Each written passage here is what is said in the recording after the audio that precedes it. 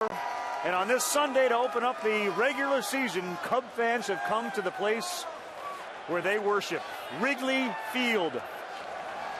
And the rejuvenation and reinvention of the Chicago Cubs continues. First pitch, Cubs and Cardinals, comes up after the break. Dan Shulman, Curt Schilling, John Kruk, and Buster Olney bring you the action. Thanks for watching this edition of Baseball Tonight, and enjoy the season. Okay, babe.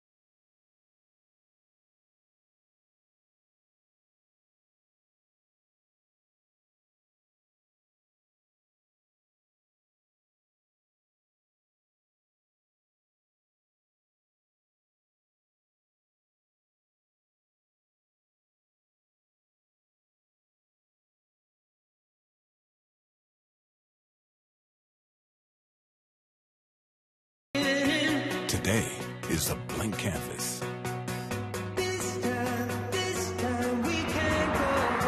Our imagination is all that matters.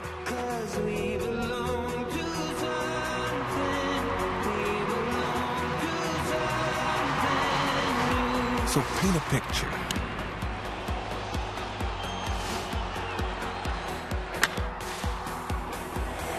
What does it look like? Is it the scenery or the scene? The journey or the destination? Today, the first brushstroke is made, and anything is possible.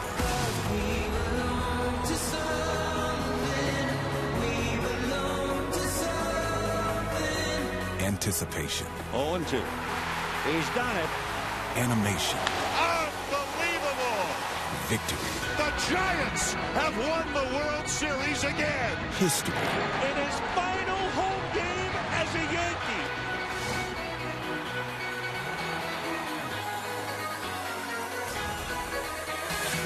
Six months it will take to complete the picture.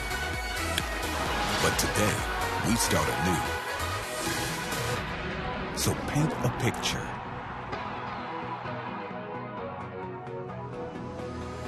Welcome to Wrigley Field here in Chicago, and welcome to the opening night of the 2015 Major League Baseball season.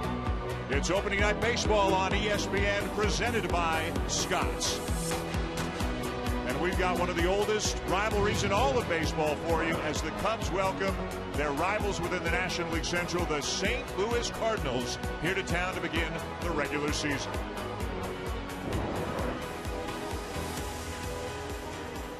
Hi, everybody. Welcome to Chicago. Dan Shulman, John Kruk, Curt Schilling, Buster Olney will join us momentarily. Glad you're with us for the opening of the baseball season.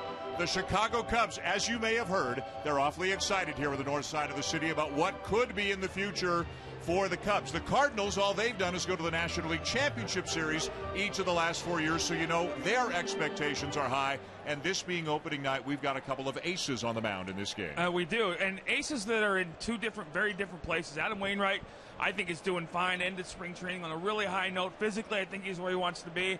And on the other side of the field, you got Jon Lester, who I think started warming up about an hour and a half ago, brought to Chicago to be that guy, to be that guy that carries them to the promised land, which they haven't seen in so long. Yeah, if these pitches count towards his pitch limit tonight, he's going to be done. He's done before the game starts. Let's talk a while ago. Let's talk offense now. Give us a key hitter for each of these teams this year. Well, everyone knows the consistency of the St. Louis Cardinals, but last year they struggled offensively, and they pick up Jason Hayward in the offseason. He's made some changes in his approach at home plate. We're going to diagram and talk about those changes. But for the other side, the Cubs, look, you can talk about Joe Madden, Jon Lester, all you want. This is Anthony Rizzo's team, and if he doesn't compete and he doesn't put up big numbers like he did last year with 32 home runs, the Cubs aren't going to be competitive in this division. By the way, kudos to you playing hurt here on opening night, coming off shoulder surgery.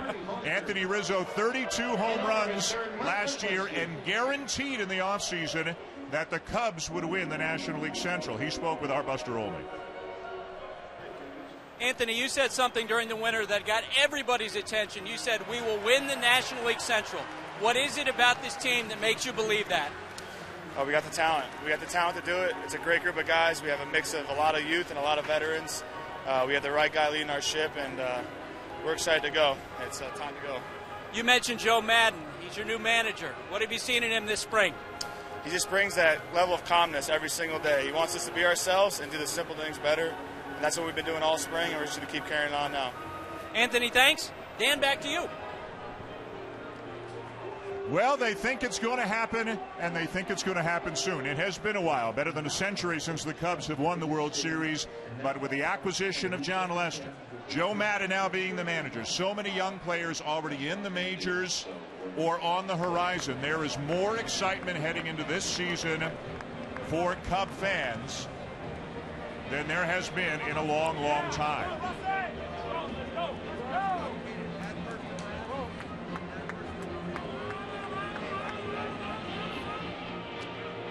Adam Wainwright getting the start for the Cardinals tonight. Jon Lester getting the start for the Cubs. Wainwright has finished his warm-up tosses.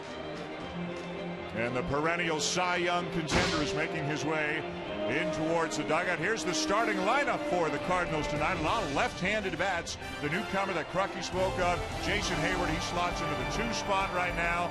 Matt Holliday, so consistent, 9 straight years with 20 or more home runs. He drove in 90 runs a year ago. And Yadier Molina, they're hoping for a healthier season this year than they got last year. Yeah, he's lost a lot of weight. Yadier Molina has to take the pressure off his knees and off his back, like Mike Matheny told us about. And to me, if he's healthy and playing 150 games, he's in there. The St. Louis Cardinals are in good shape to repeat as NL Central champs.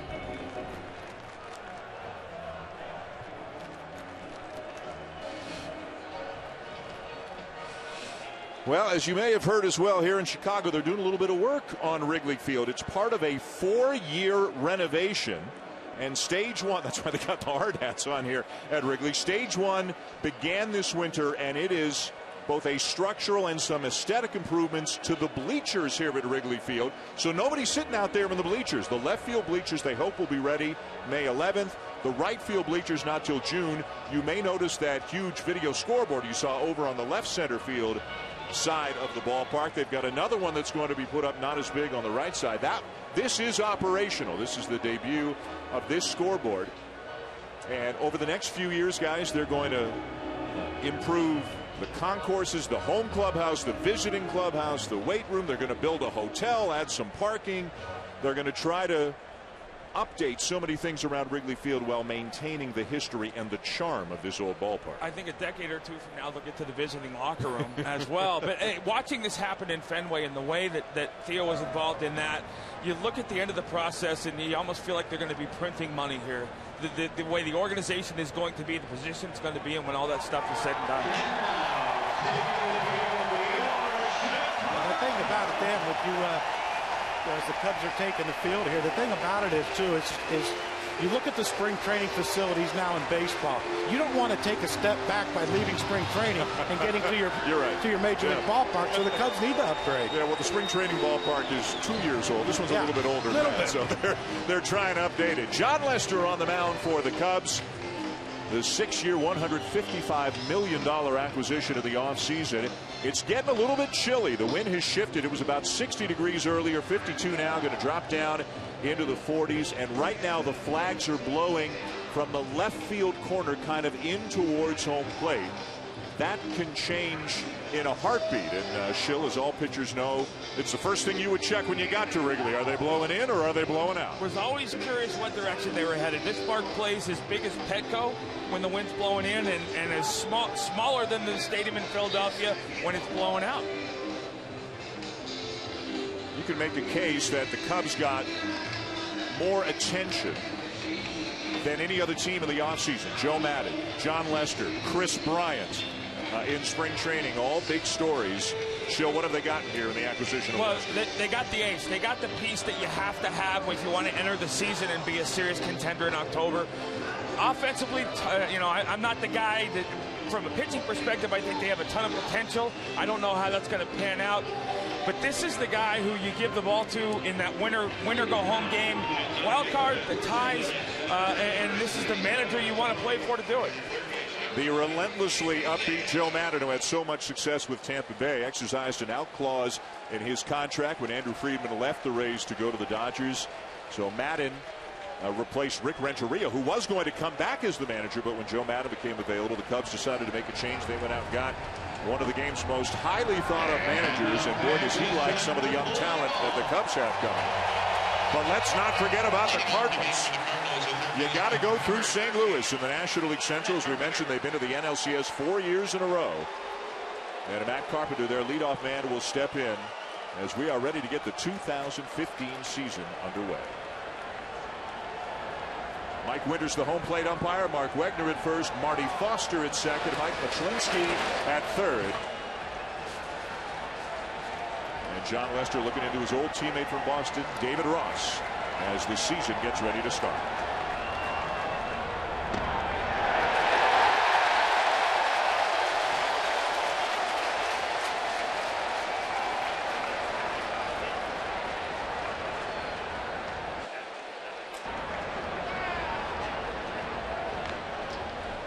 Take that ball out of play. You can see live K-Zone, which will be a part of our telecast this year. Why'd they take that one out of play? First pitch of the year. First pitch of the season. That's historic, huh? Yep. Okay, oh, beautiful. Carpenter a swing and a miss, and it's 0-2. Carpenter had a magnificent 2013. His numbers settled some in 2014, but still a very effective hitter. Sees a lot of pitches. Drew 95 walks last year. And helped dismantle the Dodgers in the division series. It's a Cardinal team that won the division last year, won 90 games. The guys were talking about this earlier on Baseball Tonight, but they only scored 3.8 runs per game after they were a terrific offensive team the year before. Mike Matheny's got a reason to believe with the acquisition of Jason Hayward. Hopefully a healthier season from Yadier Molina, continued development from the likes of Matt Adams. That perhaps this St. Louis team will get closer to the numbers they had a couple of years ago. Well, that man right there needs to stay healthy. You saw what happened last year in the division series when he went down with that injury. I mean, they were pretty much lost without him. Breaking ball sweeps outside 2-2. Listen to these Cub fans. They are so hungry for a first batter strikeout. No, this is opening day is all about extremes. Everybody gets extremely excited about results and extremely upset as well. This is the fun, opening day, and then the season starts its grind. And a ground ball to the right side. Newcomer Tommy La Stella up with a nod to first for out number 1.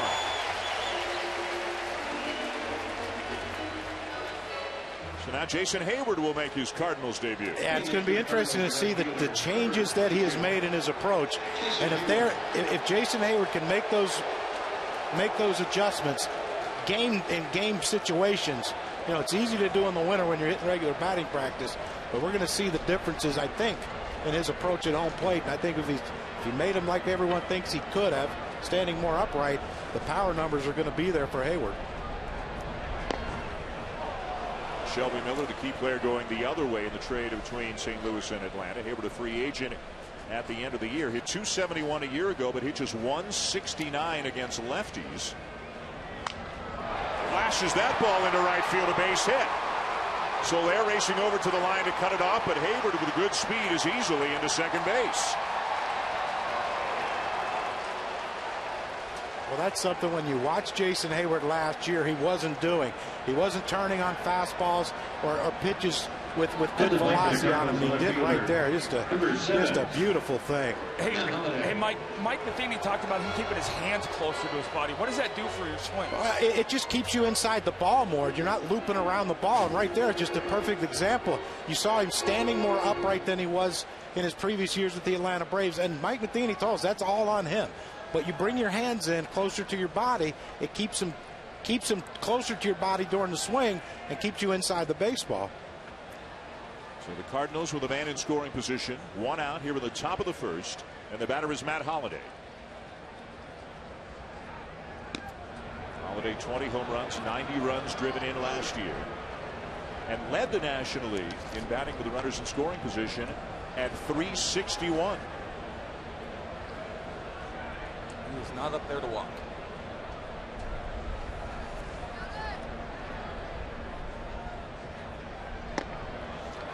So, Dan, one of the things that you pointed out is this new K-Zone that we have, and I actually have a couple toys to play with this year, but the K-Zone, to me, young pitchers, young catchers, watch this. Watch these two sides of the plate. Watch them as the at-bat goes. Watch how many times that a ball gets called a strike and a strike gets called a ball because of how the catcher receives the ball. And another base hit into right field. Sharply hit out to Soler. Getting the wave, Hayward. And Soler, trouble coming up with the ball quickly to allow the run to score easily, and the Cardinals strike first.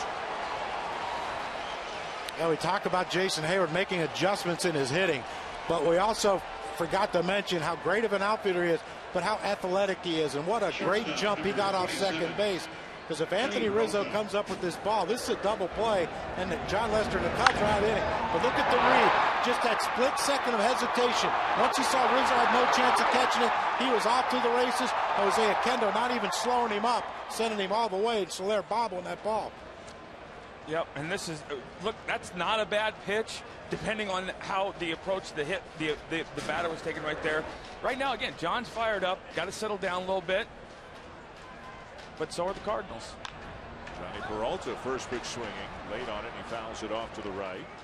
Base hit and an RBI, no error on Soler on the bobble out in right field. So Hayward comes around to score. Holliday's driven in the first run of the season, and the Cardinals have a first inning 1-0 lead. As Peralta had a good year last year, 21 home runs, as you can see, 75 driven in, hitting cleanup against a lefty. May wind up hitting fifth with Matt Adams hitting cleanup against righties. One of the interesting things about the Cardinals is all these left-handed bats. 5 of their 8 position players are left-handed batters. Will they be susceptible to left-handed pitching during the season? Well, if they are, they got some backup for it. Grichuk's a guy that the Cardinals absolutely love. And they pick up Mark Reynolds in the offseason to maybe spell Matt Adams against lefties, too. Big swing and a miss at a slow breaking ball, and Peralta strikes out, 2 down. So, Dan, we're talking about this K-zone, and one of the things I want you to at home watch for is watch where the catcher starts his glove and where the ball ends up crossing in the K zone. You want to see your pitchers miss, and this is a nice little 3D look at it. When you look at the bottom half of the strike zone, you look at that ball breaking out of the strike zone, that's good finish. He clearly feels good, feels strong. But watch the misses. There's good misses and bad misses. When he goes to the side of the plate that David set up on, that's a good miss. When he goes the opposite side, it's a bad miss. Now that's a good miss. The batter's Matt Adams, the Cardinal first baseman, hit .288, 15 home runs a year ago, and also did a lot more damage against righties than he did lefties. Hit just .190 against lefties last year. But, and this is a small sample size alert, he hit a home run in October off Clayton Kershaw, and he hit a home run in October off Madison Bumgarner. Yeah, talking to him before the game, I asked him, I said, what's your approach with Lester? And he said he's going to go away a lot. And so I got to look to shoot that ball the other way. Right there, that second strike, you see he tried to do that. The first strike, I'm sorry, the at bat. 1 ball, 2 strikes to count on Adams. And that's the thing as a hitter. You can tell yourself, I'm looking away, because John Lester has that great cutter. But right there, he just came inside, and he really tied Matt Adams up with that pitch. Short lead at first by Holiday. Some foul left side again. It's a packed house, bleachers, no bleachers notwithstanding. There are some Cardinal fans. Here's a little bit of red. Okay, I'd pay to see you wearing that one, John. Tell you what, if it gets any colder, I'll be happy.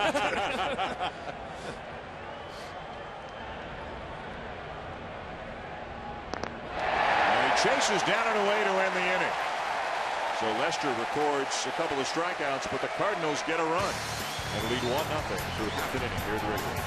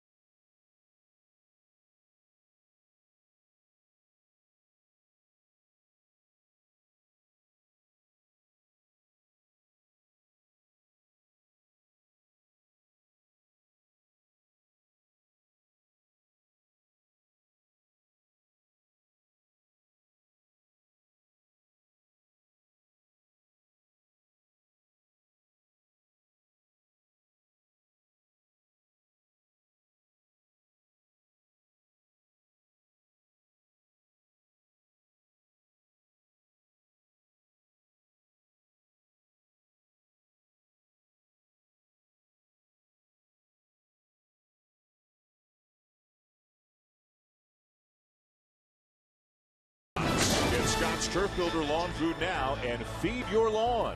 Feed it. And in part by Chevrolet, find new roads. And Schick Extreme 3 Ultimate. Now with board wide, better comfort. Back with John Kruk, Kurt Schilling, Buster Olney. I'm Dan Shulman, and welcome to opening night here at Wrigley Field, nearby Lincoln Station in Lincoln Park, here on the north side of the city, as we show you the lineup for the Cubs here in the first game of the 2015 season. This figures to evolve over the course of the season as more and more of the young players arrive at the major leagues. Right now, he's not a rookie, but he is still young, and he's awfully good, too, Anthony Rizzo. He's really good, and the thing you like about it, when you talk to Joe Madden, we compared him to Evan Longoria. He said he gets it, he loves the moment, and hopefully, before his career's over here as a Cub, his moment is going to be, a big moment in the postseason.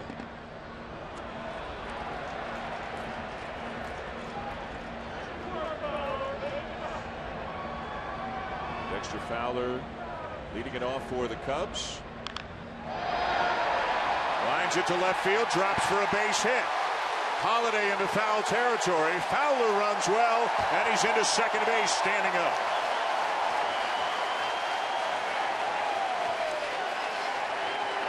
So his first at-bat as a Cub is a successful one. Came over in an offseason deal from Houston.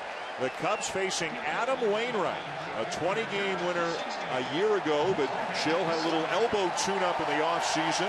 Had a very mild abdominal issue in the spring, but by all accounts is ready to go. Yeah, his last start, to me, answered any questions I would have had as a Cardinal fan. Velocity was getting there. I thought he had a really sharp curveball the few times that he threw it. And he's a veteran getting ready. You heard Mike Matheny talk to us earlier today about him doing the things he asked him to get ready. And he did them. Jorge Soler slashes one foul down the right field line. This is one of the many talented young players in the Cubs system. Soler arrived in the big leagues late last year, and in 24 games, hit 5 homers and drove in 20 runs. And he's up in the 2 spot, quite frankly, because Joe Maddon wants to get him up there as much as he can. He mans right field defensively.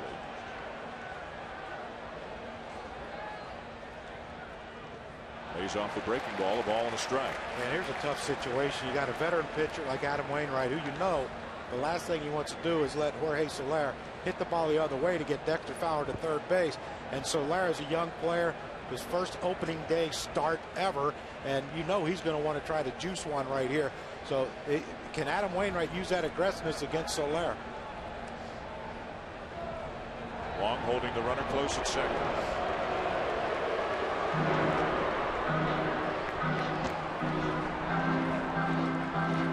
They work on that stuff in spring training every day. Pick-off plays and all that stuff. And you'll get to see it early in the season, but once the season starts rolling on, that gets nullified. Fowler's got pretty good speed. The lead at second, nobody out. And the pitch, swing and a miss. Well located there by Wainwright. A nice little cutter right there. But that's the thing. It's you know Soler wants to try to move him over, and you see the big swing by Soler, not trying to get Dexter Fowler over to third base. And these are the little things if you're the Cubs, because you're not going to have an abundance of power just yet. You got to figure out a way to score runs, especially against #1 starters.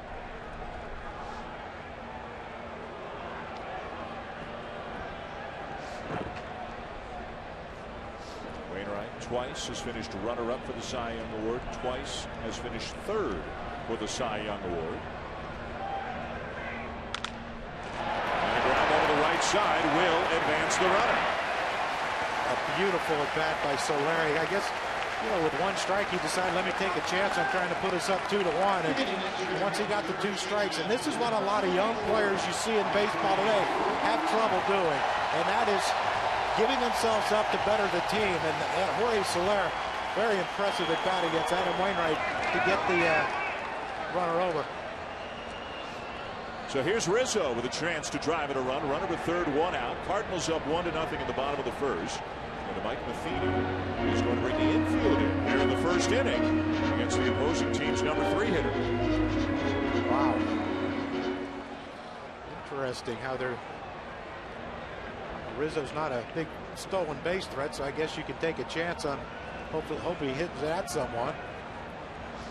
Rizzo 32 home runs last year, an all-star a year. Bounced in away from Molina, but not far enough for Fowler to risk it. Yeah, Crucky, I think this is more a combination of who's pitching and the situation right now, how they're swinging the batters. A combination of things, thinking, hey, everyone's going to be big tonight. Let's do what we can to keep them off the board early. But you got to have a pitcher that can command multiple pitches around the strike zone to do this.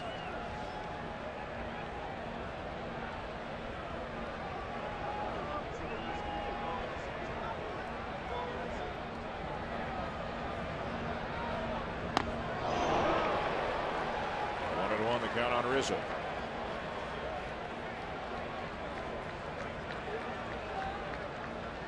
An interesting little setup here by the St. Louis Cardinals is it looked like Matt Carpenter playing first base instead of third base, holding on Dexter Fowler. That's to keep him as close as possible, Wainwright from the stretch, and that way if the ball is hit at an infielder, they got a better chance of getting Fowler.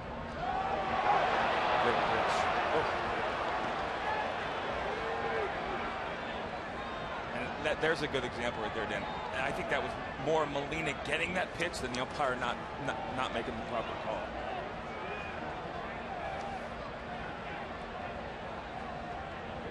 One and two, the count on Rizzo. Breaking ball, curveball bounced in by Wainwright. Such an effective two-strike pitch for him, Schill. Rizzo wouldn't chase there, but how many times have you seen Wainwright put away a batter with that curveball? Well, you do it because with a runner on third because of your catcher. You have total confidence in the ball staying in front of your catcher and not getting by him. So for guys that are going to bounce a breaking ball, going to throw a split in that situation, your catcher's the big reason why you end up doing it. Now even at 2-2. And strike three called on a pitch that, as you can see by K-Zone, was a couple of inches, maybe a few inches outside, and Rizzo didn't like the call at all. Number 13, Starlin Castro. Again, one of the arts of catching is getting strikes, and you see how Yadier. I don't. The only way I can describe it is he receives the ball instead of, he's very soft instead of catching it. You saw him before the game working on that little drill with his bare hand and the glove hand, and that's because for that reason right there. There's a pitch in the dirt, ball one. Yadier Molina, 7-time Gold Glove Award winner, 15 minutes before first pitch, was out on the outfield grass with a coach who was softly underhanding him ball after ball from about 6-8 feet away, and Molina was catching them with his bare hand, just to try to catch the ball as softly as he can. Starlin Castro, the batter. Curveball taken low. Ball two. Castro right now in the cleanup spot. Again, as we mentioned, this lineup figures to evolve, and you can be sure there will be some Chris Bryant conversation at some point tonight, and he'll be a Cub at some point before long. If you have April 17th in the Chris Bryant pool, that's a possible date for reasons that have become well known, but we'll get into them over the course of the evening. But for the moment, Castro's the cleanup hitter, although, as Joe Madden said, well, he's only the cleanup hitter once. Joe Madden has John Lester batting 8th tonight, so he says the second time around, Starlin Castro's actually the number 5 hitter. And Joe Madden's going to experiment from time to time with his pitcher in the 8th spot. Said he got Tommy La Stella there as a second leadoff hitter. Back to the mound, knocked down by Wainwright. Plenty of time to recover and make the play, and the Cubs will strand the runner at third. Molina's going to lead it off. Cardinals up 1-0 after an inning.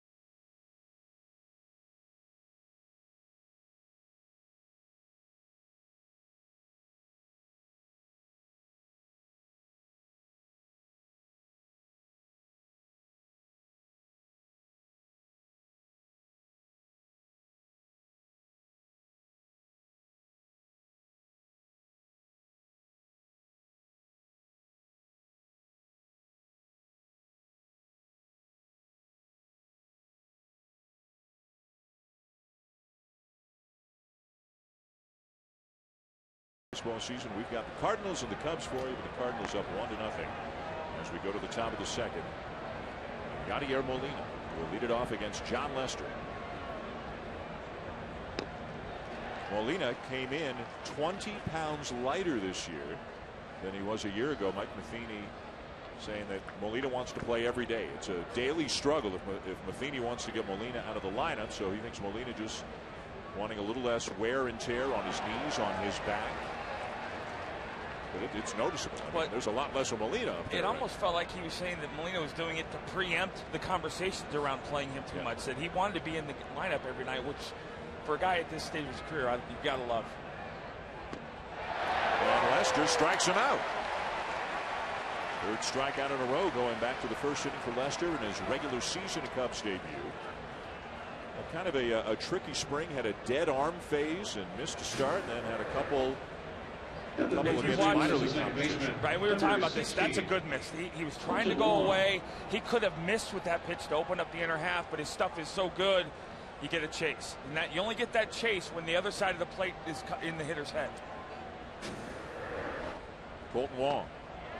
With Lester coming to a new team, Shill, how much do you think it might help settle him down a little bit to have a catcher back there that he's very familiar with from his days in Boston? Well, I'm sure that helps. I mean, like I said, I commented to you how early he was out here. He had the adrenaline going today, and he was lucid about 4:15 this afternoon. It felt like throwing. It's adrenaline. And so, the question I have is pitch count, because regardless of how many, he had 8 1/3 big league innings, which means he faced 8 1/3 innings worth of big league hitters. And the rest of his games were not minor league games, they were sim games. And that's a very different, the step up from that to this is dramatic. And so I'm curious to see how far he can go, how far he's going to be strong tonight. He's sharp early.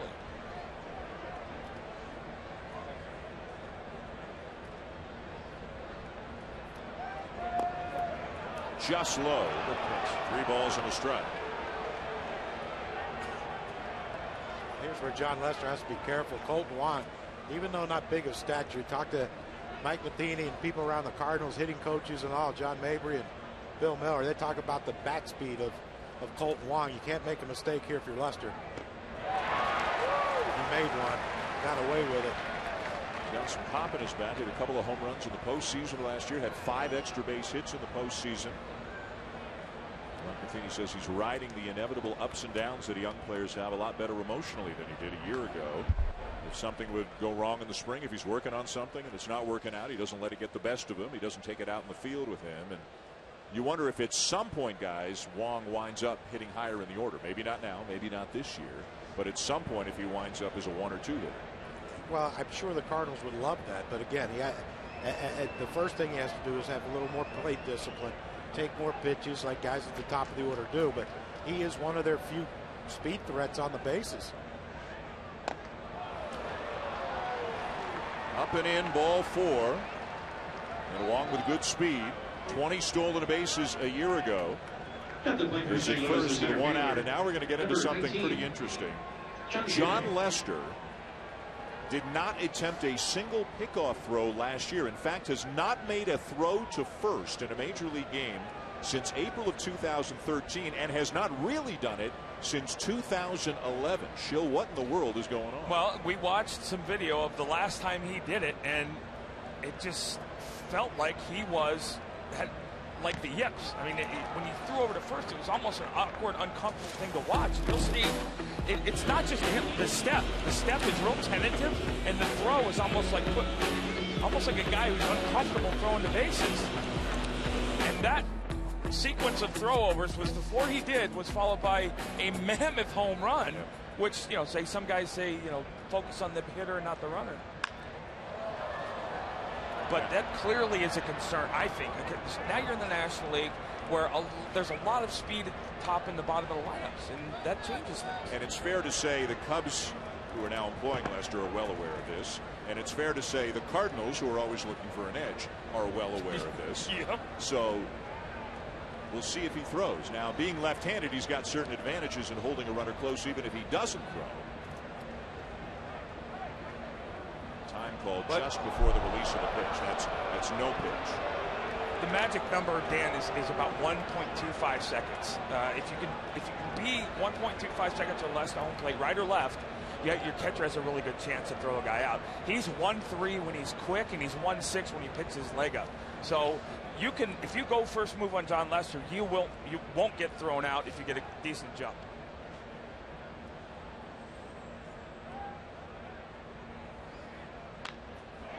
Into right center field. This ball is down. On his way to third is Wong. Big turn at first, but then Jay will put the brakes on and head back. The Cardinals have runners on the corners with a one out here in the second.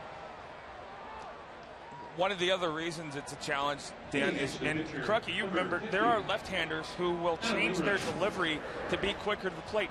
He does basically a slide step where he picks and goes. And what you're asking a pitcher to do when you give him multiple deliveries is to keep command of the baseball, throwing it differently. And that's hard to do. That ball's up middle, misses middle, and gets hit well. I'll give John Jay credit. He had a great postseason last year, hitting both righties and lefties, and he's picking up where he left off with that huge confidence that he had coming into this season. Wainwright shows bunt, pushes it foul off to the right. This is a guy who can get into one. He's a 202 career hitter with 6 big league home runs. Yeah, but that was a situation right there, and you see Jose Oquendo's going down to talk to him about something. But Anthony Rizzo was not charging on that play with Wainwright. You know he's bunting, whether it be a squeeze or whether it be just a straight sacrifice, because there's one out. And even though he can't hit, you have to think in this situation, okay, he's going to bunt.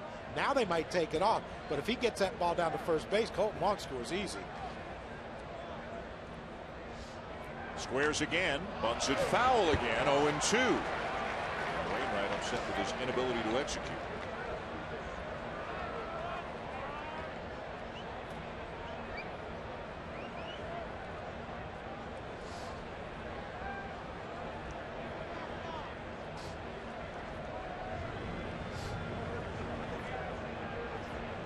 Well, all kind of things going down early in the season. Oquendo talks to the pitcher. First base coach is in Jay's ear. A rip at it.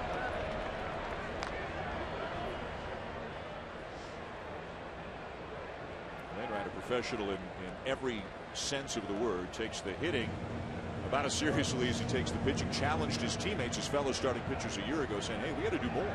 It's a serious thing in the National League. It's now with interleague play as much as it is, it's become a bigger thing for all pitchers. What organization did he start in? And who would Atlanta with Maddox and Glavine and Smoltz and all those guys? They had a competition too. They didn't take it lightly. Cardinals up 1-0, threatening to add to their lead here on opening night at Wrigley Field.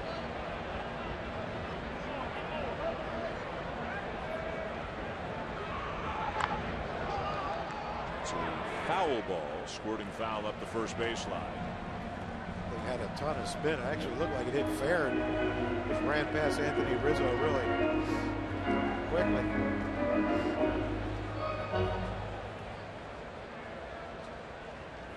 Chilly night here in Chicago, up around 60 during the day, down into the 40s and dropping here at night at Wrigley. Strike 3 called, and Wainwright didn't like the call. 2 down.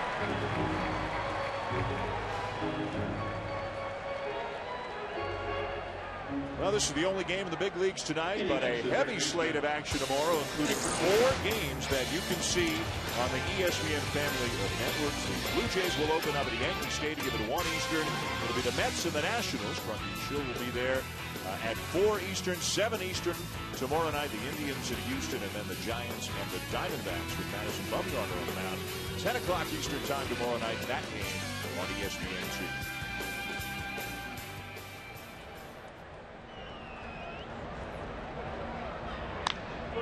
There's a base hit into center for Carpenter. Wong is in to score.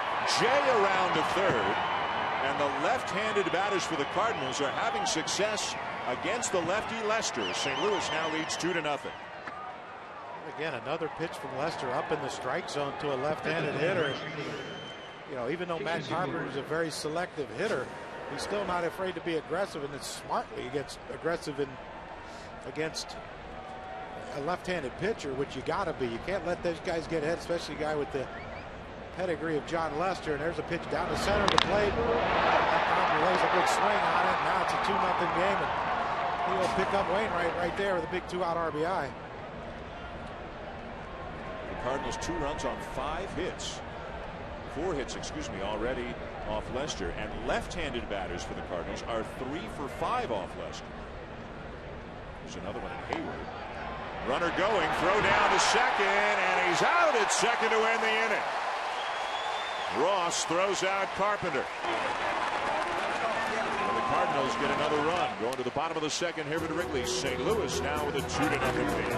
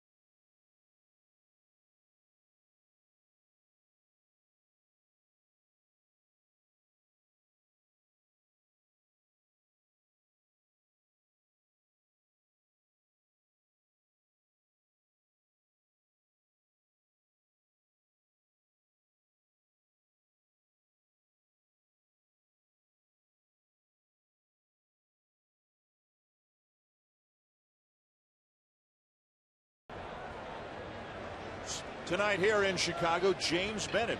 Much of his work is on display at the Hall of Fame in Cooperstown, and he is working on a caricature of Curt Schilling, which some people would say is redundant. Really enjoying the waistline. Wait till you see Crucky's legs if we have time to show that. I was going to say, I remember Crucky having much bigger thighs. Well, I talked to him yesterday, and you would assume. Love your Crucky, but the face is almost spot on. Yeah. And the non-neck is right where you need it. Chris Coghlan sends one down the left field line. That's a fair ball. And a leadoff double for the Cubs here in the bottom of the second, just like they had in the bottom of the first.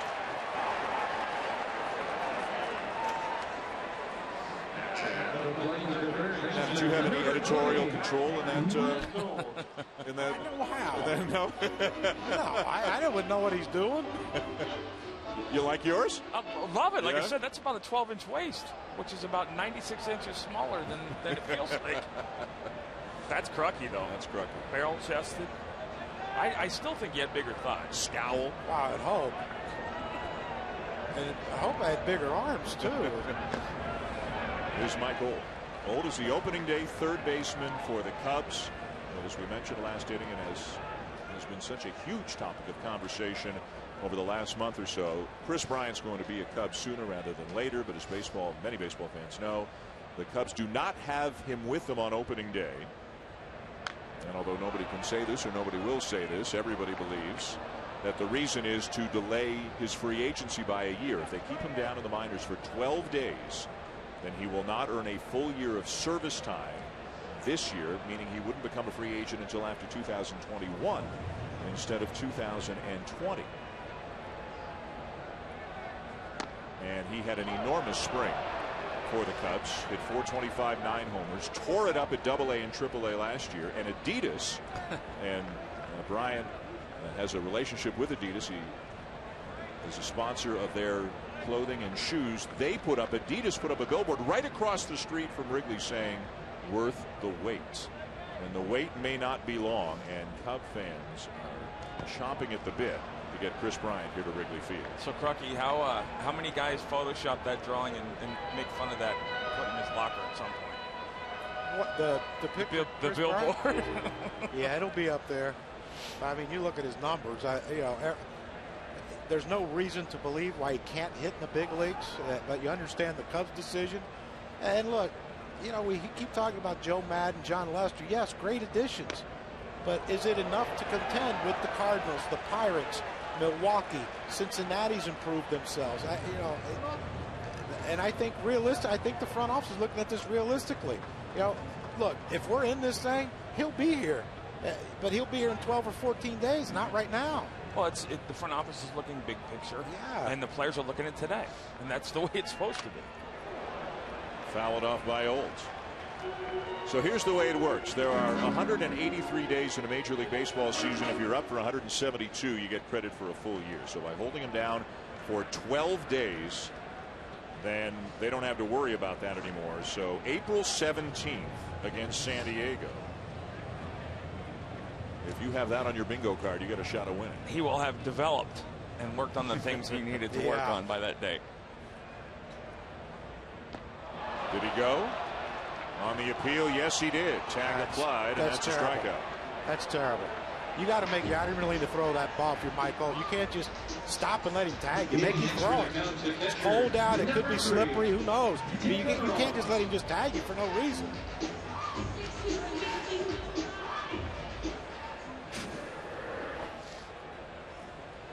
This is why I think he's feeling good. These curveballs break is real sharp, real late. So Holt initially trying to sell it like it's ball 4, not even looking back, and just jogging down to first. There's David Ross. Signed a 2-year deal in the offseason with the Cubs, 37 years of age. Still got to run. It's only 90 feet on opening day. I mean, if it's August and you played every day, you can understand maybe a little bit of fatigue, 75% effort. But on opening day, when you're a younger player and you're trying to prove that you can play in the big leagues.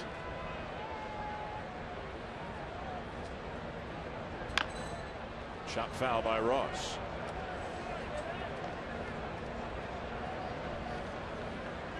As we mentioned, Lester very familiar with Ross from their days in Boston. Almost a personal catcher situation in Lester's last 25 starts in Boston. Lester finishing up last year with Oakland, of course. Ross with a high fly ball, center field. Jay back. Jay just shy of the track to make the catch. Coghlan the tag, and he'll come to third. That right there is exactly why Holt can't strike out. I know it did. I don't want to make it sound easier than it is, but you've got to put the ball in play, get that runner to third base. Because now the end result is a runner at third, 2 down, and with the way Joe Maddon's configured his lineup, he's got the pitcher up now. John Lester is batting 8th. Joe Maddon will get into his reasoning behind it as time allows. Let's say that John Lester is due. He is 0 for 36, 22 strikeouts as a big leaguer. Wouldn't this be a time in his first at bat as a Cub to come up with his first base hit? And also looking at this, if the inning ends here, you've got a quick guy leading off the inning next inning as well. And if he wasn't hitting here and hitting 9th, they would walk the guy hitting here and pitch them anyway. Although when you talk to Joe Maddon, he says the primary reason that he will have some pitchers hitting 8th is when he thinks he might have to take them out of the game. It doesn't really have as much to do with can they hit. If a pitcher may have to come out earlier, and it's opening day and Lester didn't have a full spring, then he wants them hitting earlier in the lineup so he might be able to double switch earlier. Lester strikes out. Another runner stranded at third by the Cubs. And the Cardinals, with Hayward leading off, he's already doubled in this game. They've got a 2-0 lead over Chicago at the end of 2.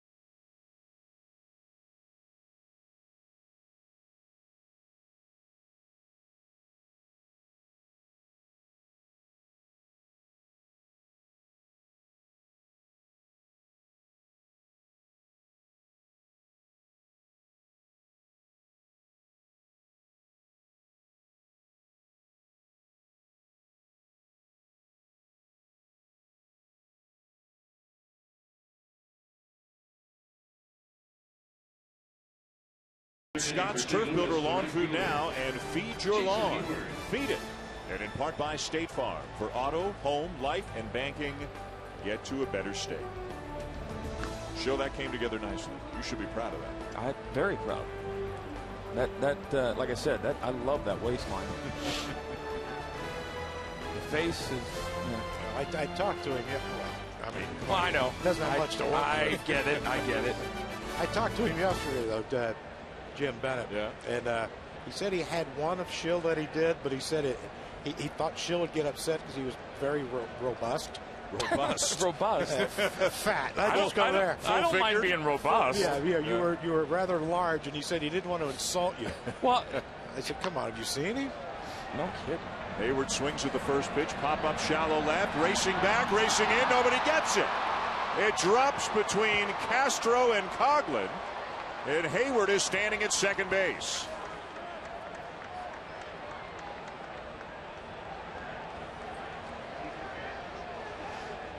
Hitting next on fielder, number 7, Matt Holliday. Crookie, I got to ask you. I thought Castro looked at him 3 or 4 times going out there. Not only did he look at him 2 or 3 times, but he actually did kind of hesitated a little bit in that situation. I mean, that's one, unless Coghlan was calling, which we can't see or hear from here, and Castro slowed up to allow Coghlan to catch the ball. But if not, I mean, that's a ball where you got to keep going. Both guys have to keep going till one of you call it. It goes as a double for Hayward, his second of the night. Leadoff man at second, and here's Holliday, who had an RBI single his first time up.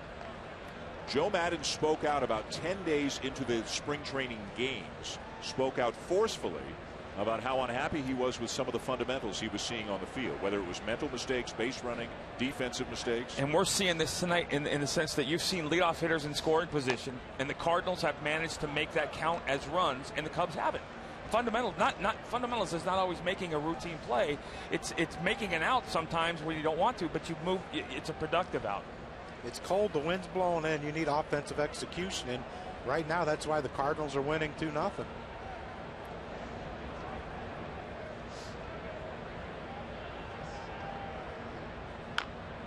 Chop foul, 2-1.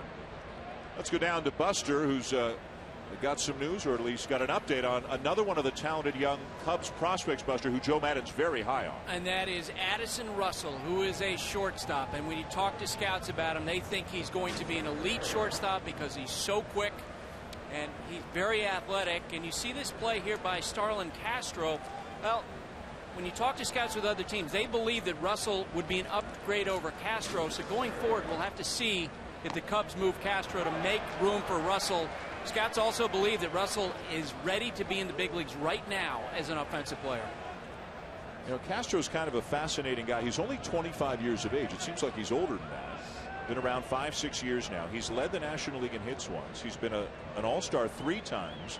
Yet at the same time, you always hear talk about consistency, focus, things like that. And it seems like a matter of time, whether it's later this year or next year, before Russell's the shortstop and Castro's either, say, playing third, if Bryant's in the outfield, or maybe Castro's on another team if they trade him. Yeah, and that's the big issue with the Cubs right now, is especially with Starlin Castro, as far as he's concerned, is what do you do?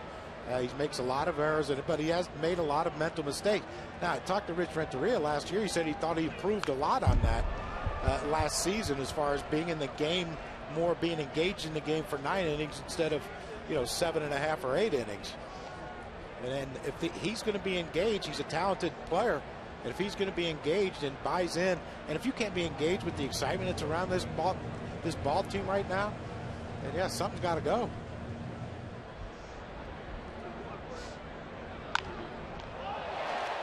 Nice play by Lester, but he had what looks like a gimme out at third base and elected to go to first. I'm not so sure that was an accident. I'm just getting the feeling that he's awkward or uncomfortable throwing the ball to bases.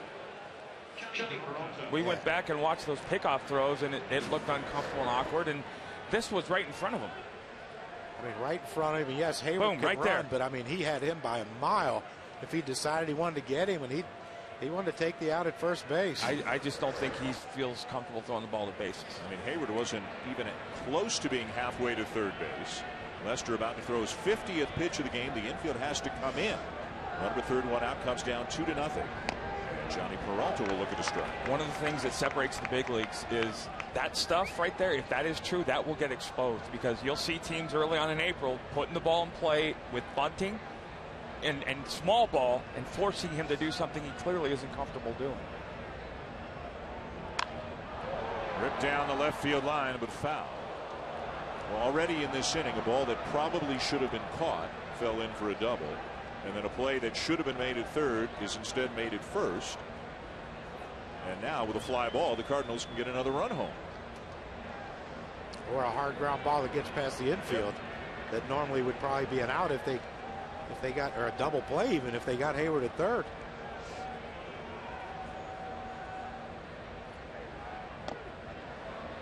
Check swing, ball 1.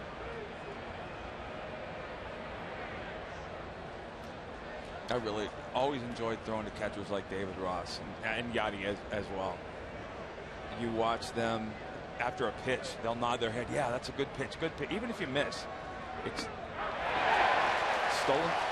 I mean, and that's one of the things as you watch during the season, the K zone it's a different look at the strike zone, but it's also a way to evaluate good catchers that are good at framing, and catchers that aren't good. This is the second one I thought in the last couple of pitches he's gotten for him.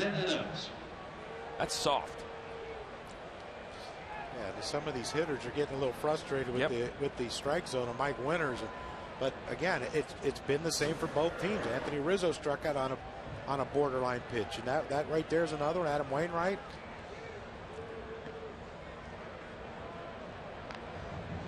Here, if you're Matt Adams now, you got to think, okay, John Lester doesn't want to throw to first. Mike Holt's playing back, basically shallow shortstop position. If you can lay down a bunt down a third baseline, you drive in a run.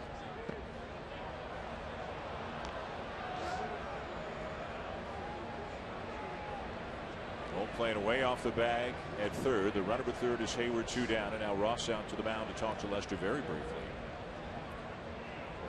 Lester, as we mentioned, without a lot of work in the spring, went through a dead arm phase. Over 50 pitches already now here in the third inning. He's given up 2 runs on 5 hits. Struck out Adams his first time out. Rizzo feeds Lester, and the inning is over. So this time the Cardinals can't execute. They still lead 2-0 going to the bottom of the third. When we come back, a live interview with new Cubs manager Joe Maddon.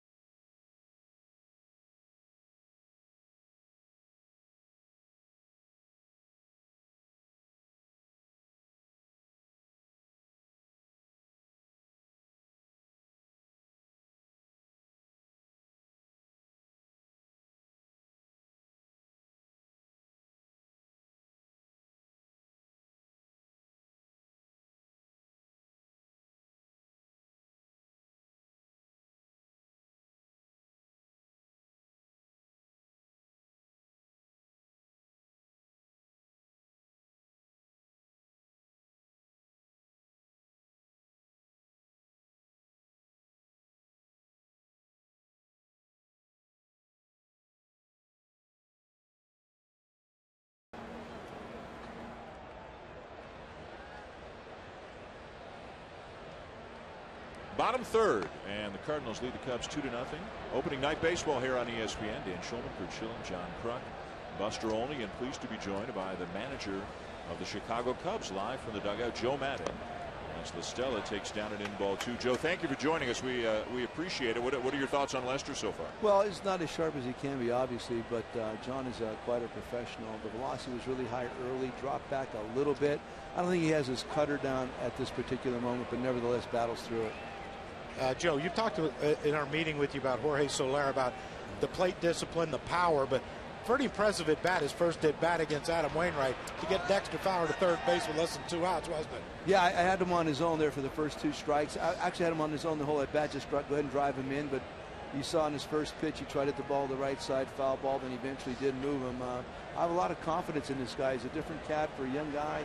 He knows what he's doing at the plate. Joe, you've been around the game a long time and, of course, managed in Tampa Bay for a long time. But any butterflies today? Anything a little bit different than normal? Honestly, I felt pretty darn good. I don't know why. I think everything's happening so quickly. I had so much going on in the off season. My wife Jay's in town right now, and a bunch of family members. I came out. I felt pretty good, honestly. How optimistic are you about having a good, solid season, significant improvement for this team from a year ago? I'm really optimistic, man. It's a great group of guys. It's a wonderful mixture of youth along with veterans. But the veterans really mix well. These are the kind of guys. You see David Ross. How about the trip he made the last inning for Lester right there? Thought that was a great trip. We got a lot of young, skillful talent, and with that, you have this nice veteran mix that's going to be able to balance the whole thing out. Joe, we appreciate the time. Have a good season. We'll talk to you again. My pleasure, guys. Thank you. All right. Joe Maddon, the new manager of the Chicago Cubs. As Tommy La Stella sends a sinking liner into center field. A base hit, and for the 3rd inning in a row, the Cubs have the leadoff man aboard.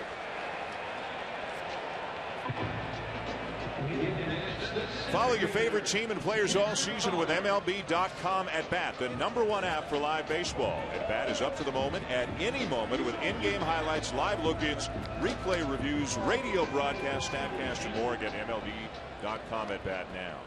Pitch Hit and Run, presented by Scotts, is the official youth skills competition of Major League Baseball. It's free for boys and girls ages 7 to 14. Play your way to the national finals and have the chance to compete during All-Star Week in Cincinnati. Find a local competition in your area at pitchhitrun.com. That's a lot. You got that next week, big boy. Seamless lead. No. Too early in the season. Our viewers recall fondly you reading promos and some of the business last year. Viewers were shocked I could read. It was Dexter Fowler. And I think Fondly's a little bit strong. Here's the, we talked about the lineup with Joe Maddon, with having John Lester hitting 8th. Like Kurt said, if they would have walked him, if Tommy La Stella was probably hitting 8th to get to Lester hitting 9th, but now you got the second leadoff hitter on base with the leadoff hitter who doubled his first at bat. So now our Cubs are looking good here.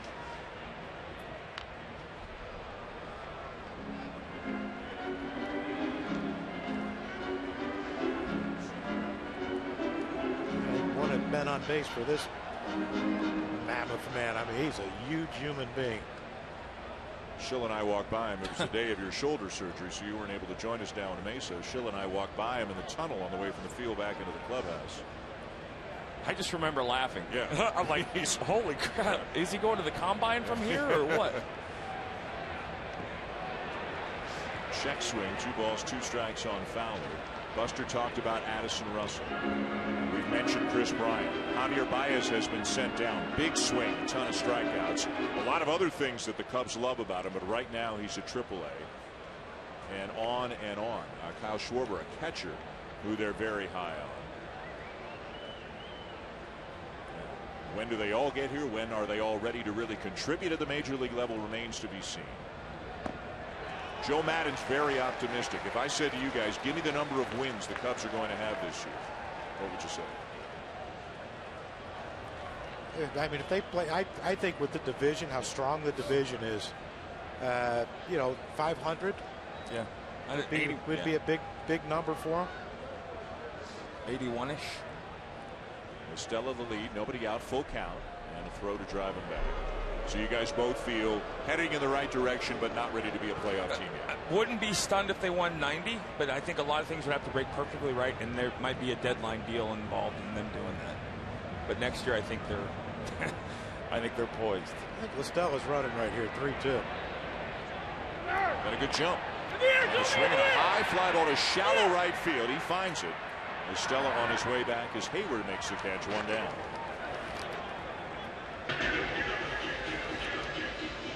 Rookie fielder, number 68, Jorge Soler. Well, you may not be able to sit in the bleachers, but you can still sit in the rooftops across the street. Although one of the ongoing issues, as people in Chicago are intimately aware of, is that huge video scoreboard in left field. Another one, not as big, is going up in right field. There's a Budweiser sign that's going to be, I believe, a little bit elevated and shifted from where it is right now that will somewhat block the view of some of the rooftops. There have been all kinds of legal proceedings back and forth between the rooftop owners and the Cubs. Listella running, swing and a miss, throw down, tagged by Wong, not in time. Listella with a stolen base. But the Cubs are saying we've got to modernize Wrigley Field and we've got to create more revenue streams, like a giant Budweiser sign, that they plan on turning into payroll, bringing in talent, that sort of thing. And it's a real, it's been a fight here in Chicago between the history of the ballpark and the tradition of the ballpark, and the Cubs need to modernize things here. You saw what happened at Fenway. The revenue just came pouring in after that they did their renovations. The thing that really kind of boggles my mind here is how much tearing up they've done, but how good it looks anyway. I mean, this looks fantastic. Again, no bleachers right now. You can see there are no seats out there. There's a tribute to Ernie Banks, Mr. Cub, Hall of Famer. There you can see images of Ernie Banks as we go over towards left center field. They're covering up where the bleachers were and again will be with images of Ernie Banks. But they're digging stuff up. New players parking lot. They're going to go to work on a new home clubhouse that'll be ready for next year. And again, the left field bleachers are supposed to be ready by the middle of May. The right field bleachers are supposed to be ready by the middle of June. So they're down about 5,000 seats a game right now. Curveball outside. I'm not going to lie, Cruggy. I'm thinking about you sitting over on one of them rooftops having a couple beers and then just walking downstairs and going to bed after the game. Or pinch hitting. There you go. Didn't Tom Browning go out in the bleachers? Yep. When, my buddy.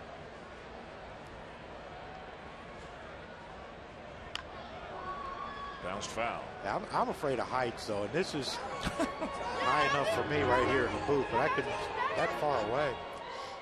Well, here's what it looks like. This is activity from yesterday outside the ballpark. And we were visiting with Theo Epstein, the president of the Cubs, before the game, and he said, like, as soon as this game is over, they're going to have guys back out here going to work. They want to get this stuff done as soon as they can. Get the bleacher bums back in the ballpark.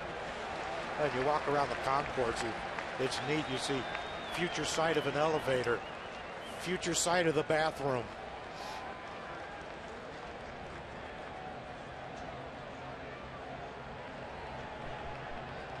Got to clean up some of the debris that kind of filters into the ballpark during the day. It's like a big magnet or something. Soler chases. And Wainwright gets him for the second out. This has almost been the same thing inning after inning after inning here for the Cubs. Get a runner in scoring position and unable to do anything with it. Well, 2 pitches before, he got a pitch probably about 6 inches, 3 or 4 inches off the plate. Then he got called for strike 2, so he had to expand the strike zone. Did Soler. Give Wainwright and Yadier Molina credit. They still kept it out there and a little bit further to kind of tease the young man. Well, Mike Winter's strike zone seems like it's just huge tonight, but it's consistently huge. So you're happy. Well, you take advantage. Here's the thing: if it's going to be big, if it's going to be strike 1, I want it to be strike 3. That's what hitters and pitchers want. They want consistency. As a pitcher, I'd love to have a ball called a strike, but I don't expect it to be. On a night like tonight, when the umpire's expanded, if you have command, you can get people out without throwing strikes.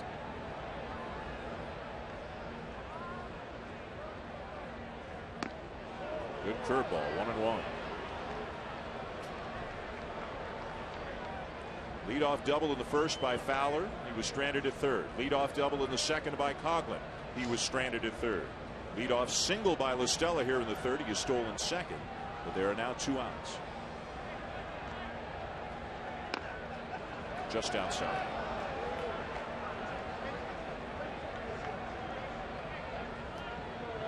What's surprising is the pitch counts. You've got a guy calling a ton of strikes back there, and these guys are combined for over 100 pitches in what would amount to 6 innings of offense.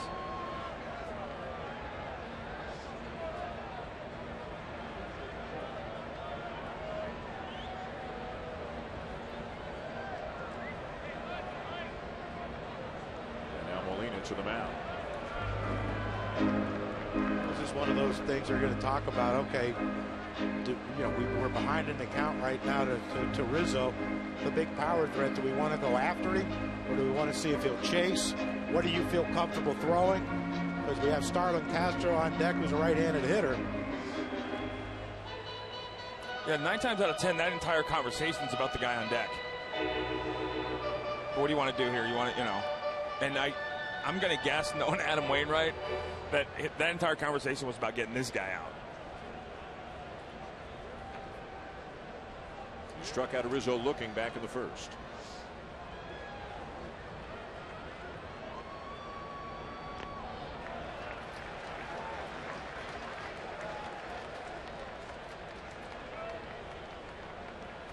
Now even at 3-1, the same mindset, or now well, that pitch right there tells you what the conversation was about, which was, hey, we can make this guy chase. If he doesn't chase him, goes to first, I'm fine with Castro. Busy inning for Wainwright. This is the 25th pitch of the inning, and he throws him a 3-1 curveball for a strike. Yep. And here's the thing. Now, if you're Anthony Rizzo, now it could be any pitch. Yep. This ain't like I could set on something. He throws a 3-1 breaking ball, and it was a good one too. It wasn't like a get me over nothing pitch. This is where a veteran pitcher throws a fastball and freezes a young hitter. Oh. Well, the curveball that Rizzo swings over the top of. And the Cubs leave another man on in scoring position. Early frustration for the home team.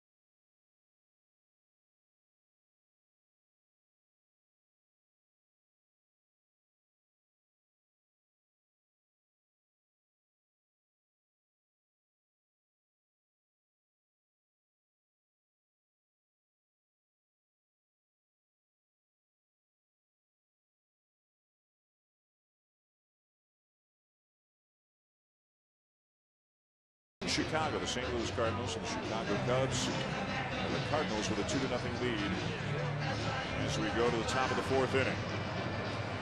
Let's take a look now at tonight's pitching summary, brought to you by Carhartt. Got a couple of aces on the mound, and John Lester and Adam Wainwright. So far, Wainwright has been much sharper. The Cardinals have gotten to Lester, and they've also executed better when they've had opportunities.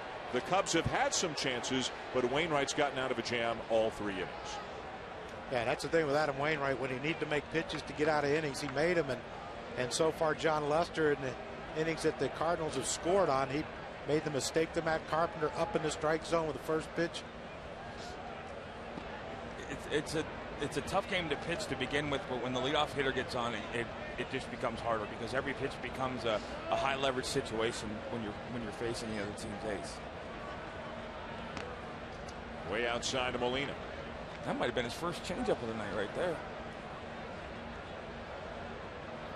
Wasn't a very good one. No, he doesn't throw it a lot.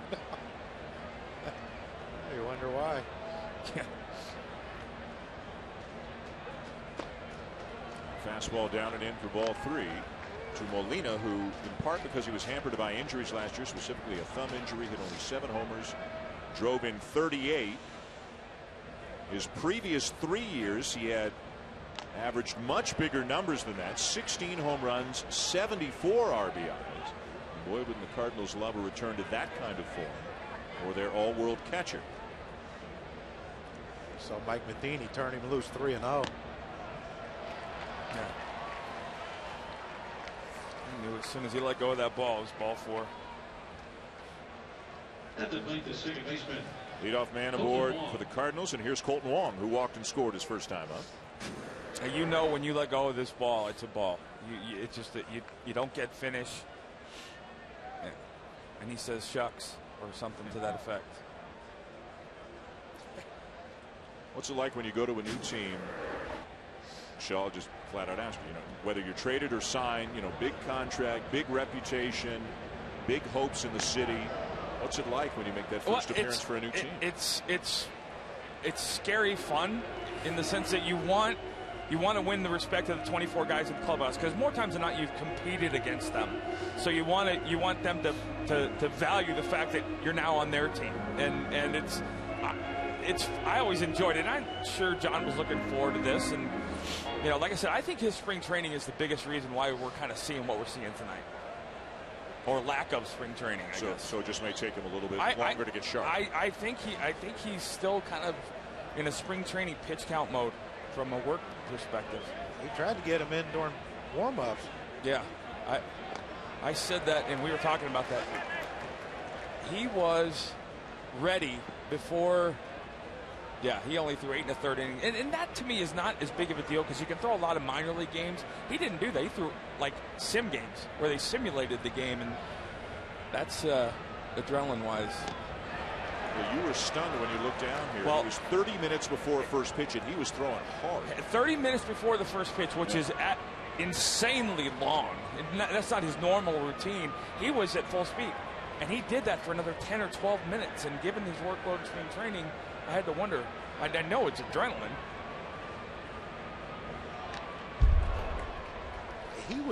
He was actually heated up and ready to go before Wainwright threw his first pitch. We were watching Wainwright. He's down there stretching. Lester's throwing 95. Yeah, he was. How does that work? And I said that's one of those. Hey, I got to do something, or I'm going to go nuts. And then he went down.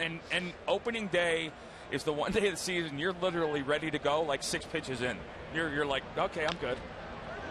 Wong with a weak ground ball to second to the bag 1, and that's all they'll get as they force Molina. This replay is brought to you by Barefoot Wine from Parker.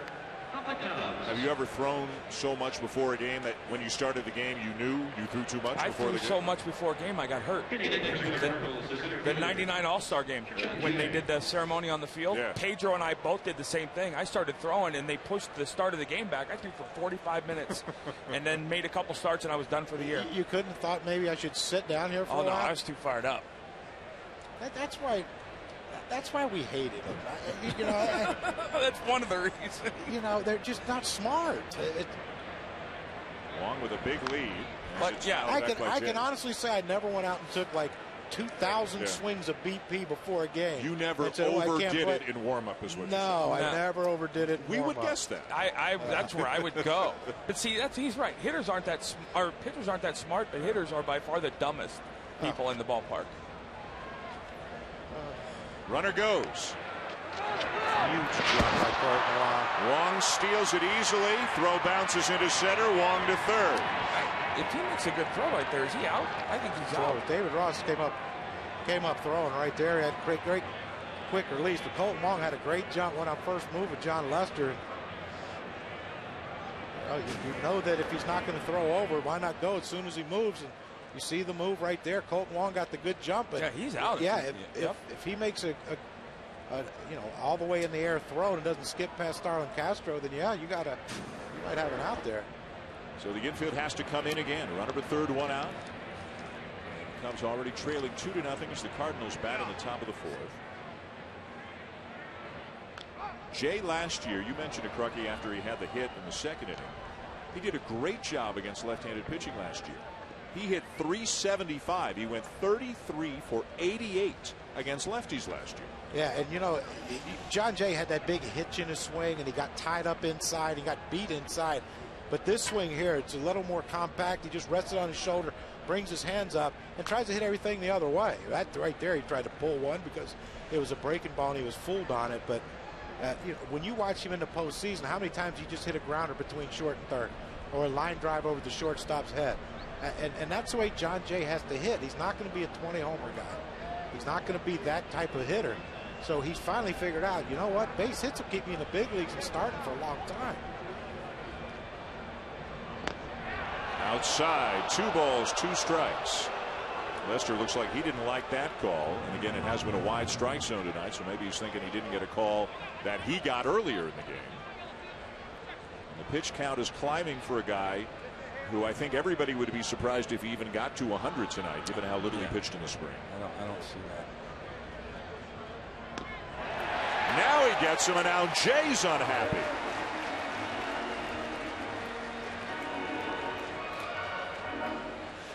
Yeah, this is a night when you don't have to throw strikes to get out. You have to make big league hitters chase out of the strike zone, but generally you have to throw strikes to get there. They're getting ball. Great pitch. It never, ever crosses the plate. The beauty of a front door or back door slider is the only time it actually is on the plate is when in the catcher's glove. It goes around. It literally goes around the side of the plate, and is never a strike. Here's Wainwright.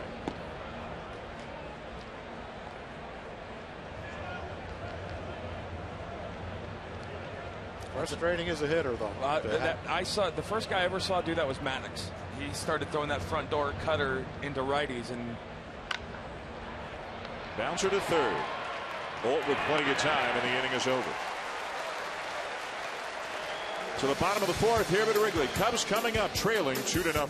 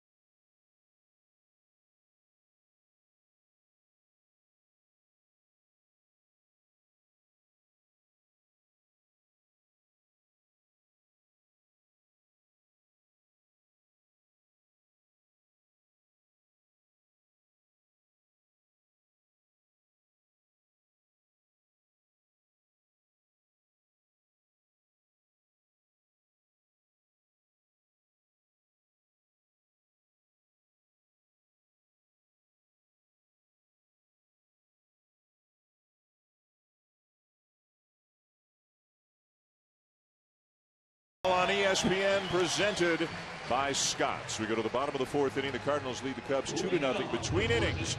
Our Buster Olney with Mike Matheny. Mike, one of the big questions about your team coming into the year, the offense. Third in runs in 2013, tied for 23rd last year. What have you seen in your best tonight? I think guys have to realize that what they did a couple years ago, that's still the same hitters that they are. And it's going to come around, and they just have to stick with the same process and trust the fact that they've got the right approach and that the swing's going to come together. Right now they've got a nice aggressive approach, and hopefully we can do a little better job of getting those runs in from third. Adam Wainwright, 56 pitches. How much longer can you go with him? as long as he looks good. So he's starting to get his curveball going here. He's starting to throw for strikes last half, and I think that's going to be very important for them to start chasing it out of the zone. But right now, everything looks pretty good. Mike, thanks. And he's right about that. Everything has looked pretty good for Adam Wainwright. He's made some big pitches with the men on base to keep the Cubs from scoring.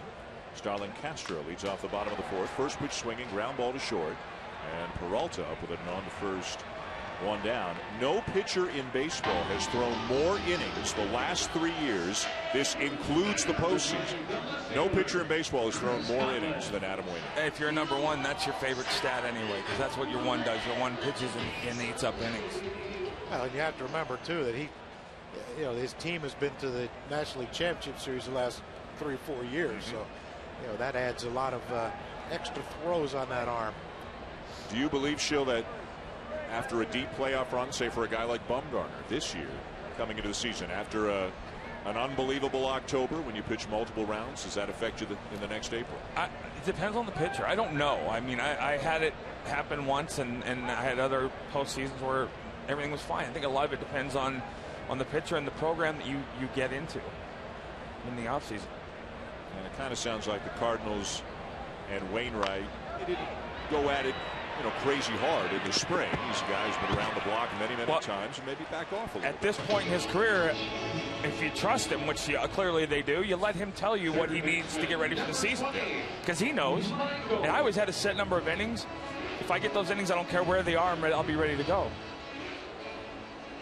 This is a guy who, even as a young pitcher, always seemed to have a really good sense of what he needed to do to be successful. 2 down in a hurry here in the bottom of the fourth. 5 in a row set down by Wainwright, and here's Mike Old, who struck out his first time.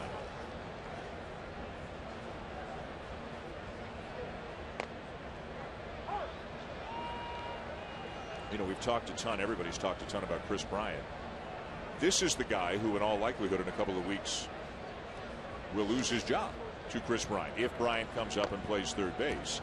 And now Old hit a .160 last year, struck out a lot, spent some time in the minors. But how'd you like to be the guy where everybody's talking about this other guy and saying, we want him, get him here now? It's either Mike Alt or Chris Coghlan. I mean, you know, Bryant plays some left field and can prove he can play out there. Who knows? But this is a 2-week audition for these guys, for these two guys. And one's a veteran guy who's been around a while in Coghlan, and another one's a younger player in Mike Olt who's trying to figure his way at the big league level.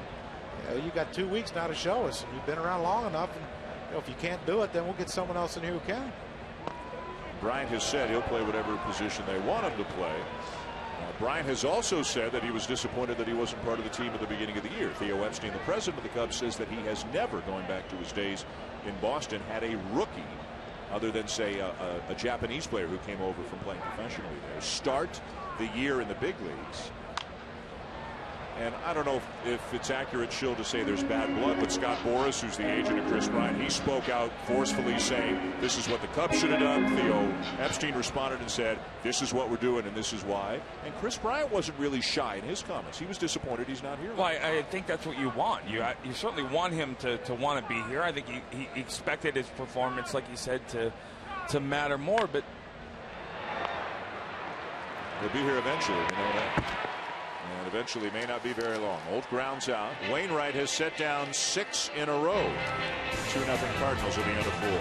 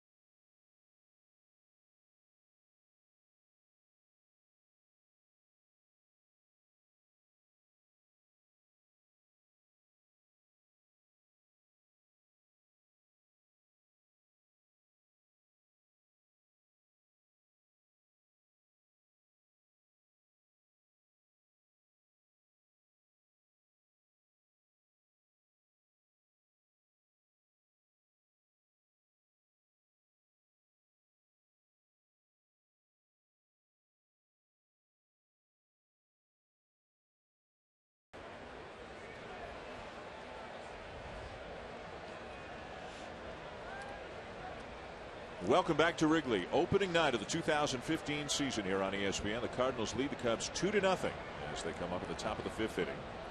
Matt Carpenter shows bunt. He takes down and away ball 1. Carpenter has grounded out and also driven in a run with a base hit. The other run scoring in the 1st inning for the Cardinals tonight on an RBI single by Matt Holliday.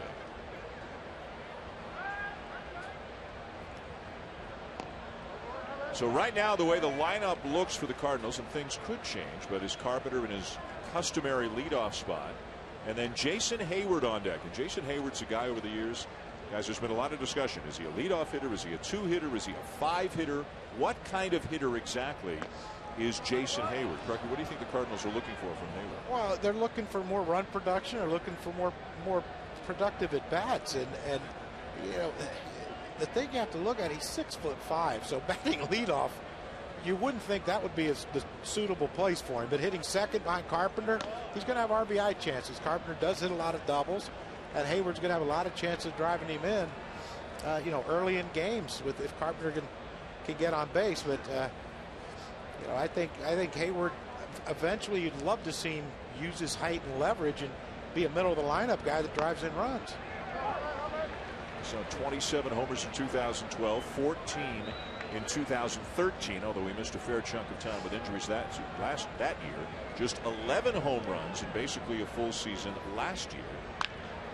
Base hit through the right side for Carpenter. He's 2 for 3. Well, some of the changes that Jason Heyward has made, and talking to Mike Matheny, he did these on his own. Now, here's last year in Atlanta. What they wanted was him to stand taller, hands closer to his body. See how his hands when he was in Atlanta were away from his body? Stand closer to home plate. He's so far away, and with being that far away, he has to kind of dive, so he has to stride more towards the pitcher. But in Atlanta, he dove toward home plate. Now look at how that plays out, and that's a lockup. Look at his hips, never cleared. It's a lockup swing. He couldn't get the fastballs inside.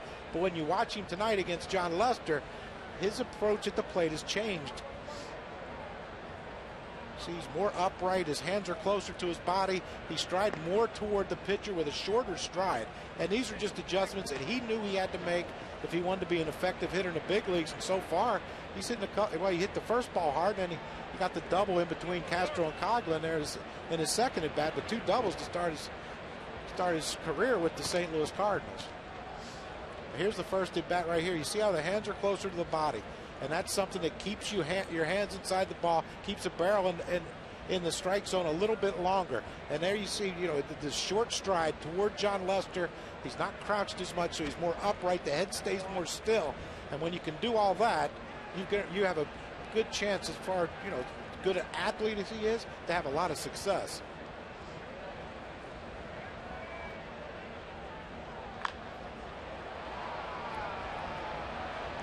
Down the left field line and back out of play. With his defense and pretty good speed, he can be an awfully good player even if he doesn't have a great offensive season. But if these corrections work, if these adjustments work, he can be a real find for the Cardinals. Yeah, and that's, you know, the Cardinals will love to him to get back to that 25, you know, between 25, 30 homers like he has done in the past. And if he can, and you know, with what's around him, with Matt Holliday behind him, and you know, Matt Adams, Johnny Peralta, you know, at batting second, he's going to get a lot of chances. Throw down to second by Ross, but Carpenter had put the brakes on. That's not one you see every day. Well, I think what you're looking at when you watch John come set from the stretch, his feet are so close together, they're going first move, and they're being able to read far enough ahead to know whether to stop or not. Oh, and also David Ross trying to look around the 6'5" Jason Heyward. Exactly. It's not like he could see Matt Carpenter there.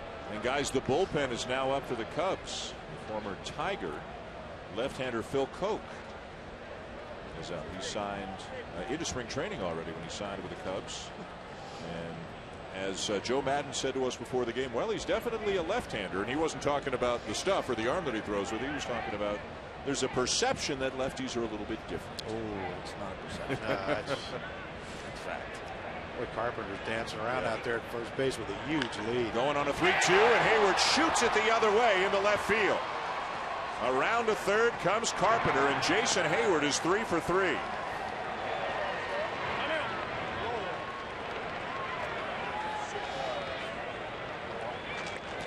Yeah, I really think that that the runners are interfering somehow.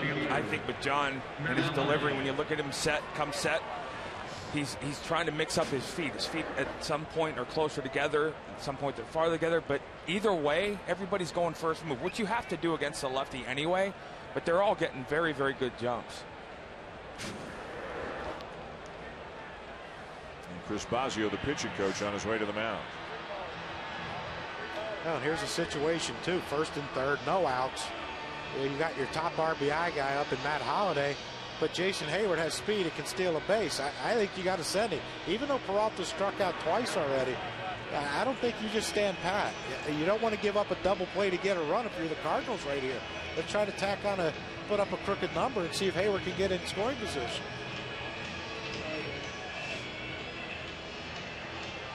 I mean, you watch Matt Carpenter. I mean, he was bouncing off. I mean, it was almost like daring John Lester to throw over, and John just wouldn't do it. As we mentioned a little bit earlier, Lester has not thrown to first in a game since April of 2013.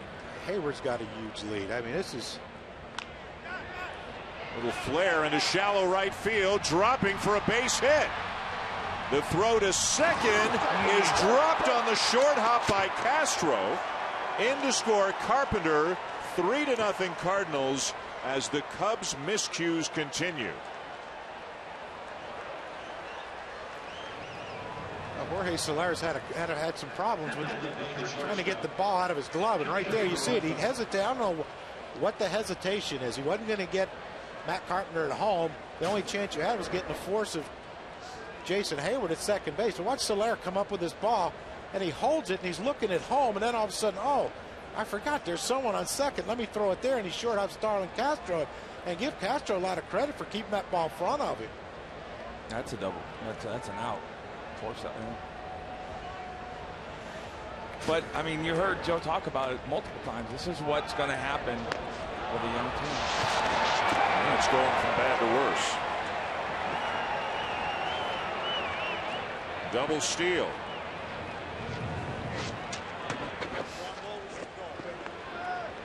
Now, when you know a pitcher's not going to throw to bases, there's nothing to stop you. There's nothing to keep you at the base you're at. Infield's got to come in again.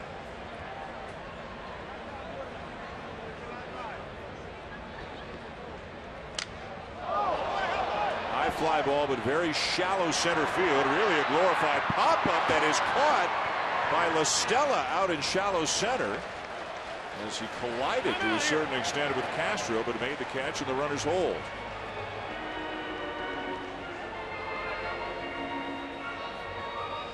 Well, there's a ball that Starlin Castro, you know, the one in left field between he and Coghlan, he kind of hesitated in that one there. Both of them going at it hard. You wonder if there's any communication going on between the outfielders and the infielders of the Chicago Cubs right now. And that out is going to be the end of the line for John Lester. In his Cubs debut, he will go just 4 1/3.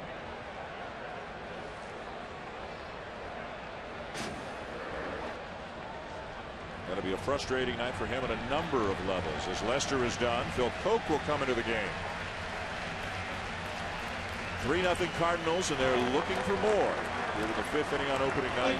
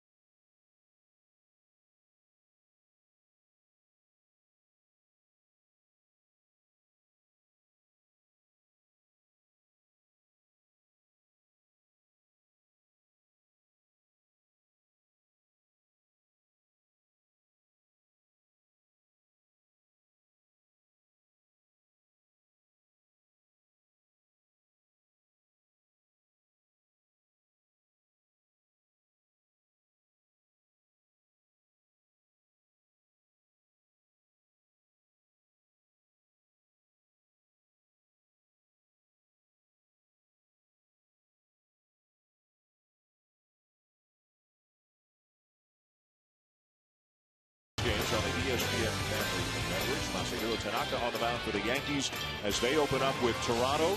It'll be Max Scherzer making his Nationals debut as they host the Mets. The Indians are in Houston, and then Madison Bumgarner on the mound as the Giants take on the Diamondbacks.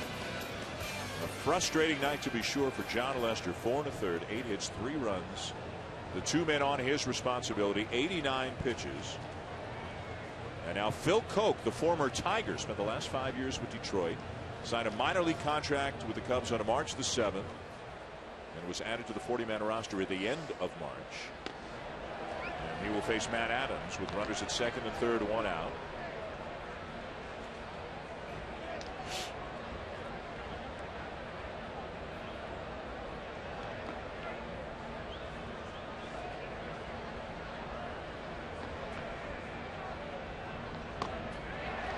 And 2. And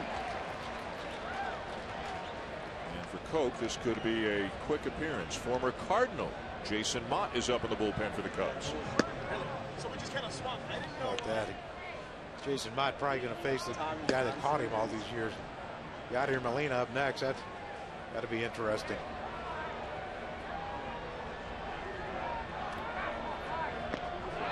Three pitches and he strikes him out.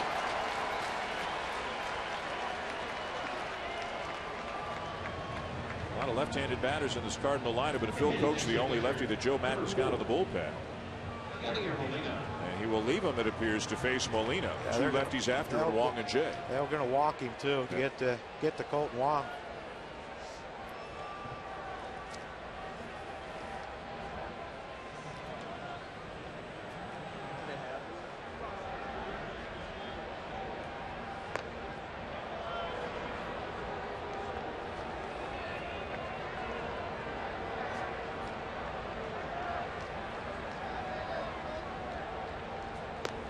They will put Molina on. Colton Wong, a left-handed batter, will face Koch.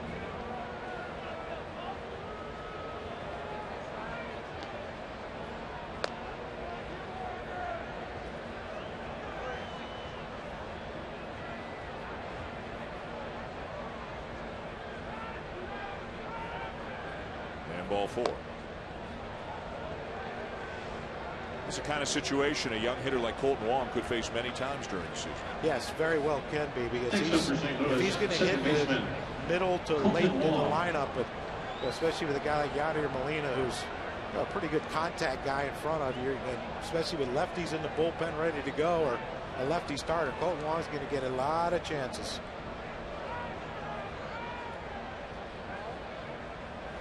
Seems like the Cardinals have had men in scoring position all night long. This is their 13th plate appearance already with at least 1 runner in scoring position.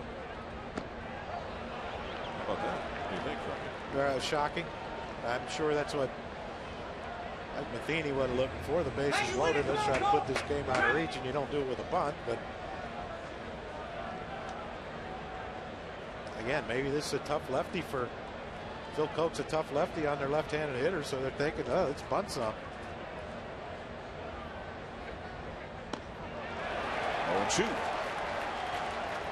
Well, it did move Mike Olton and Anthony Rizzo up a little bit, but now, of course, 0-2, they don't have to worry about the bunt.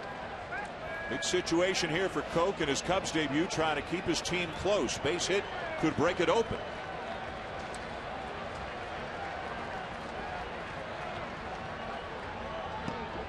Breaking ball down and away.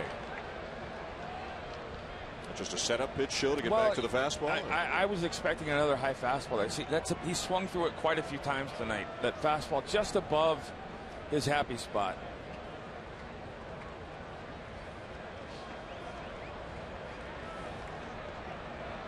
One ball, 2 strikes. The count on Wong. Bases loaded, 2 outs. And the pitch swung on and missed. The inning is over. He's fired up. A great outing in his Cubs debut. 3-0 Cardinals.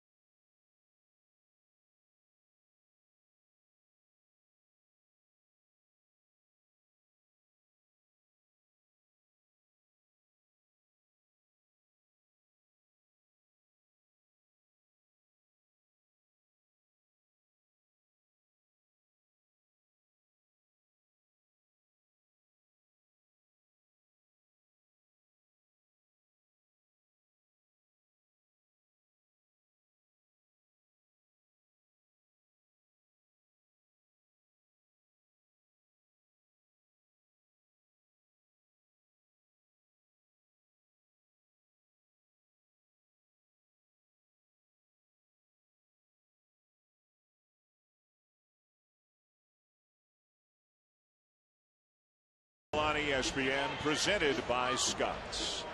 And welcome back to Wrigley Field. Dan Shulman, John Kruk, Curt Schilling, Buster Olney. The first game of the season. 4 games on the ESPN family of networks tomorrow. Beginning with the Blue Jays and the Yankees at 1 o'clock Eastern time. Here the Cardinals have a 3-0 lead on the Cubs. As the Cubs bat at the bottom of the 5th against Adam Wainwright. 4 innings, 3 hits, all of them hits to open up an inning. 2 of them doubles, 1 of them single.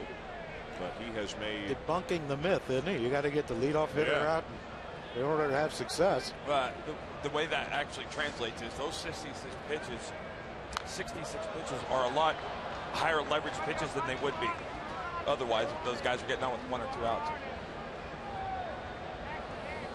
David Ross leading it on. Got a full day of baseball tomorrow, Danny boy.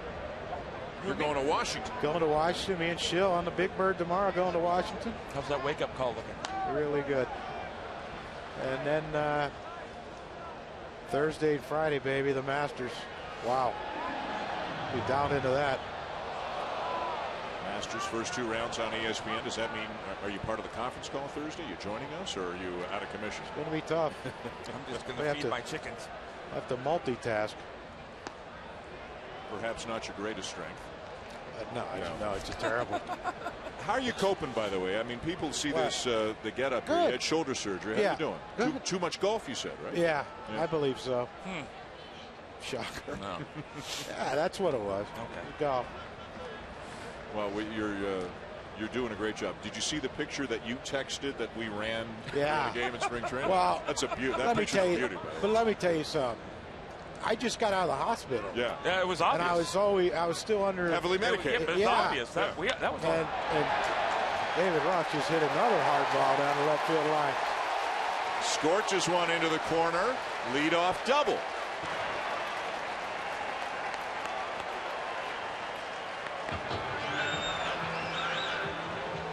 Now pinch hitter coming up for the Cubs, another newcomer, formerly with Arizona, Miguel Montero, is going to bat in the pitcher spot, in Koch's spot. The Cubs are carrying 3 catchers right now. Joe Maddon likes to use his bench, likes to pinch it, especially moving over to the National League. Don't know if this is a permanent situation or if Wellington Castillo will be moved at some point, but right now with 3 catchers, in some ways it gives Joe Maddon less flexibility, in some ways it gives him more. Well, he talked about hitting his pitcher 8th so he could get to him quicker once this pitcher came out of the game, and it actually fell right into his lap right here.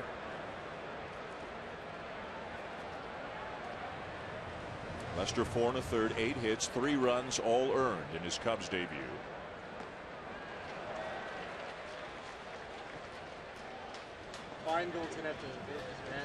Mott's up again. Neil Ramirez joins him. 2 righties up. That's interesting, isn't it? I think. Okay, if we tie it, this guy's coming in. If we don't, thing, and one of them might be better at getting lefties out. Liner to short, runner back. Ross almost overshot the runway right there by not going into a slide at second base. Yeah, nothing wrong with sliding. I mean, that'll wash your uni. Well, and a lot of inertia going back to the back right there. A what? A lot of inertia. Yeah. You need me to spell that or? Whatever it is, it's good base running. Yeah. This wasn't too pretty at the end here. Look at that. Yeah. A lot of inertia. Yeah. That's good strength in that left quad, though, to put the brakes on. Yeah, he'll get ice on that one after it's over. Here's La Stella. Adam looks sharp. How about this? 0 for 9 with runners in scoring position. I attribute that as much to Adam as anything.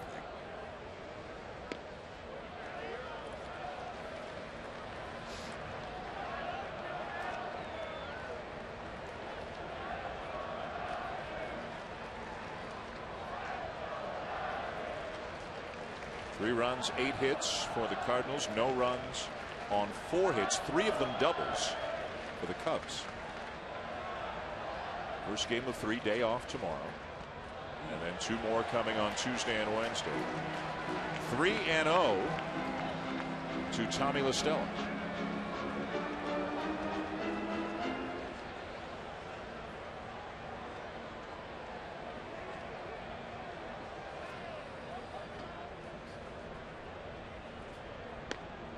taking all the way 3-1. 86 mile an hour 3-0. See how far you can hit it into this wind. Get me over fastball now. Let's see what he can hit a corner.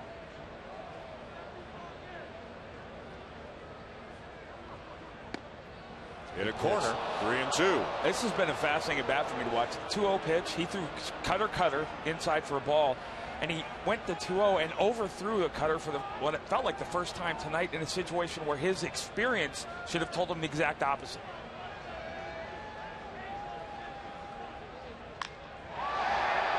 Left center, fairly deep, but Jay will run it down on the edge of the warning track for out number 2. Ross to third. Well, it's opening day, opening night, technically, so it gives us a chance to look back at some of our favorite opening day memories. And this is 1984. John Kruk, pinch running, 86, forgive me, pinch running for Steve Garvey. Inertia. That was. What happened, Crucky? They said, look, here's the thing. Fernando Valenzuela has a great move. Okay. You're not getting picked off, but the second pitch you're going to hit and run if it's ball one. Ball one. I go, no swing, I'm out. And I thought I'd get. Unless you're blaming the hitter. Well, it's never my fault. Yeah. But I thought I would stop. Should be the name of your and try to get in a rundown because Steve Sachs, who had some issues throwing, and even though this is my first day in the big leagues, I was told that by everyone on the Padres team. So I was trying to get in a rundown, and I realized, wait a second, he's faster than me, and he caught me. Mike Scioscia throwing you out, right? Mike Scioscia, yeah. Chill, just so you know, we got a card on you. You're on deck. Oh, no. With the blonde Bosworth haircut? No, stop. Oh, my gosh. Business in the front, party in the back.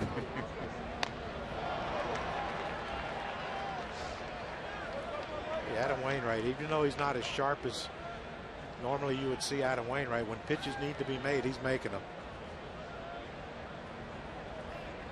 Cubs now 0 for 10 with runners in scoring position.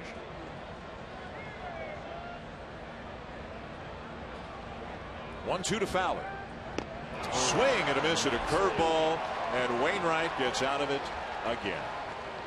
End of 5 at Wrigley. Cardinals still up 3-0.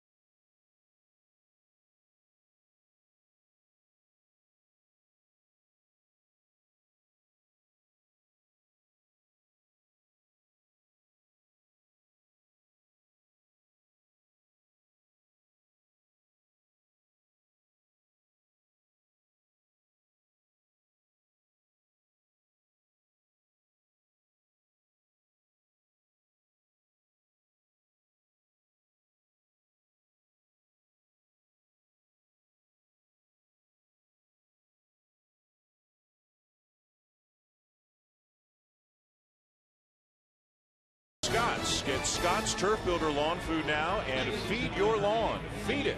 And in part by USAA, proudly serving the financial needs of current and former military members and their families. And Kingsford Charcoal. Winter's over, and it's time to get out and grill. Hear that, Clark? What? You may not feel it. Not up here. You may not believe it. But it says on the card that winter is over. Center fielder. We have some changes. Miguel Montero will stay in the game and catch. And the new pitcher, as we mentioned, a former Cardinal, Jason Mott. Mott in the 7 spot, Montero in the 8 spot, as Colton Wong leads off. Excuse me, John Jay leads off. Wong the last out last inning. And a check swing bouncer foul up the third baseline.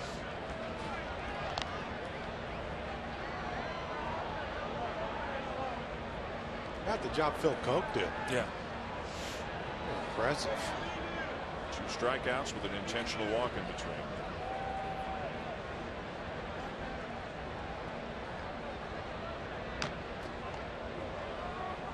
Jason Mott can still bring it with some velocity, 95 miles an hour. Looks like he's made it all the way back. The other thing to me, right, more importantly, is he's commanding his fastball. I know it's only 3 pitches, but this is a guy who could misfire by 5 feet. And he's been good with all 3 of these fastballs coming into the game. Tommy John surgery in May of 2013. Made his way back in the second half of last year. Jay skies one into right center. Fowler there. 1 down. This replay is brought to you by Captain Morgan, proud partner of the Cubs. Well, as we mentioned, this is a big-time construction project. They're doing the bleachers now, but this is really a 4-year plan, with the bleachers just being the first part of it. A hotel's eventually going to go up. The new pizza joints. Well, you need more Chicago-style pizza here. Future home of the restrooms. And you know what that means, Crocky? As the sign says below, you'll be relieved. They also have a sign that says "Long live the troughs" on another one of these signs. They have a future home of the elevator, which we could have used today. You got your steps in today, my friend. Yeah, there was a little Tour de France breathing going on. Wider concourses, new food options, a hotel, a new home clubhouse, eventually a new visiting clubhouse. Decade or so. About a decade. You guys seem so skeptical of that. That clubhouse down there is like a gulag. It is so bad. What? It's a gulag. A prison. Wow. It says here that in phase 4 they're going to renovate the press box. Yeah, that's after the visitors clubhouse, I'm going to guess. It might be before. Why make them comfortable? Yeah. Rizzo may have a play, and he does. Wainwright retired 2 down.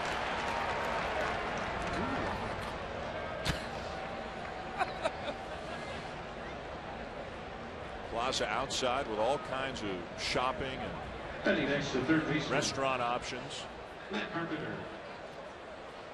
Not a lot of available land around this ballpark, but they've obviously figured out a way to squeeze all of this stuff in. Schill and I were down at their ballpark in Mesa, just in its 2nd year, and it's gorgeous.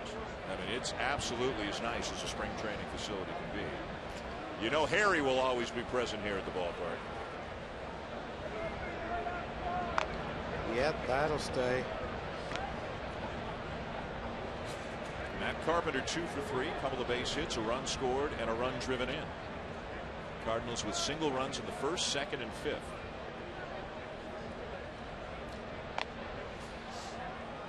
Hey, I wanted to take a quick second, Dan, say hi to my wife, Shonda, and my kids back home. Happy Easter. This is almost like playing again, being away for Easter almost every year. My daughter's getting ready to pitch for the Salve Regina Seahawks. And my son is at Endicott as a Gull.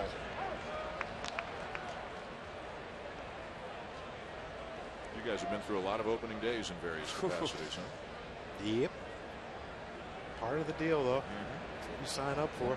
That was fun. Opening day was always fun. I know. Because you actually believed you could win something, and then your team would lose 105 games, and you'd be like, what was I thinking? Oh, some of those Phillies teams I was on, I wasn't so sure. All but one. Yeah, well, one year turned out pretty well. Well, it did. Well, until we went to Canada. Yeah. Which happens. But he got his ears on. But there was a lot of times you leave spring training like, yeah, hope spring's eternal. Let's hope fall comes real quick. Would you share that optimism of yours with your teammates? Oh, you know how positive I am Yeah. about everything. Yeah, so I made it a point to let everyone know that we're going to really stink this year. So you'd get a pep talk from the manager, and then you'd gather the young players around and say, disregard everything you said? Yeah. He was the happy coach. Yeah.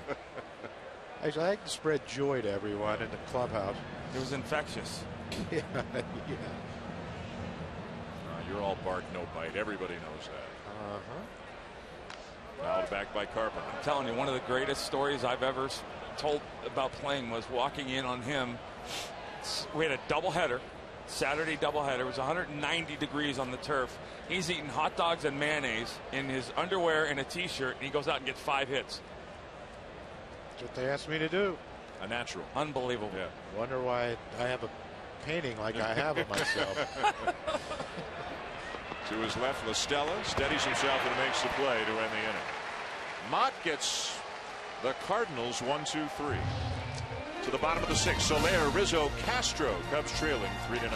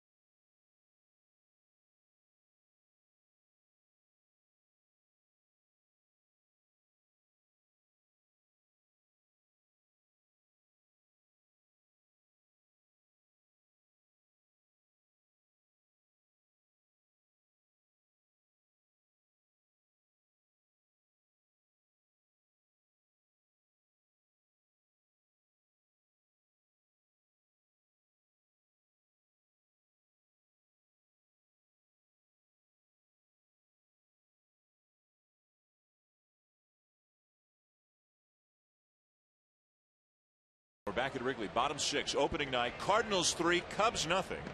As Jorge Soler takes inside ball 1 from Adam Wainwright. Soler has grounded out and struck out tonight.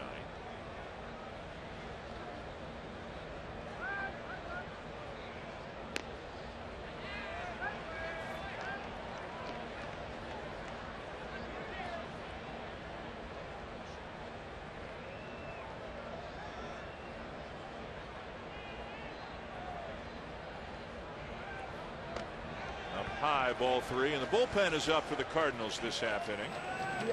Familiar duo. The right-hander was Seth Maness. The left-hander was Kevin Segras, trying to bounce back from a kind of a difficult and injury-plagued season a year ago. He was phenomenal in 2013.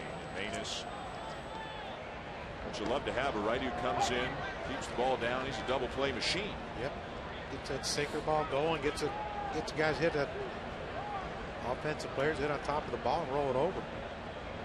Might need it. 3-1 here to Soler. Fancy 88-mile-an-hour fastball show and a swing and a miss. Look where it was. It's everything he's done tonight. He's been out of the middle of the plate to get his results. For young pitchers, that's a huge lesson. You don't get good hitters out in the middle of the plate, and he hasn't been there pretty much all night. Nearing 90 pitches. Got away with one right there. but he throws enough pitches behind in counts, cutters, sliders, that you can't just say, okay, he's going to throw a fastball right here, 3-2, even to start off the inning. And the other thing, Crucky, is every pitch he throws is potentially a strike. Line to left field and caught by a sliding Matt Holliday.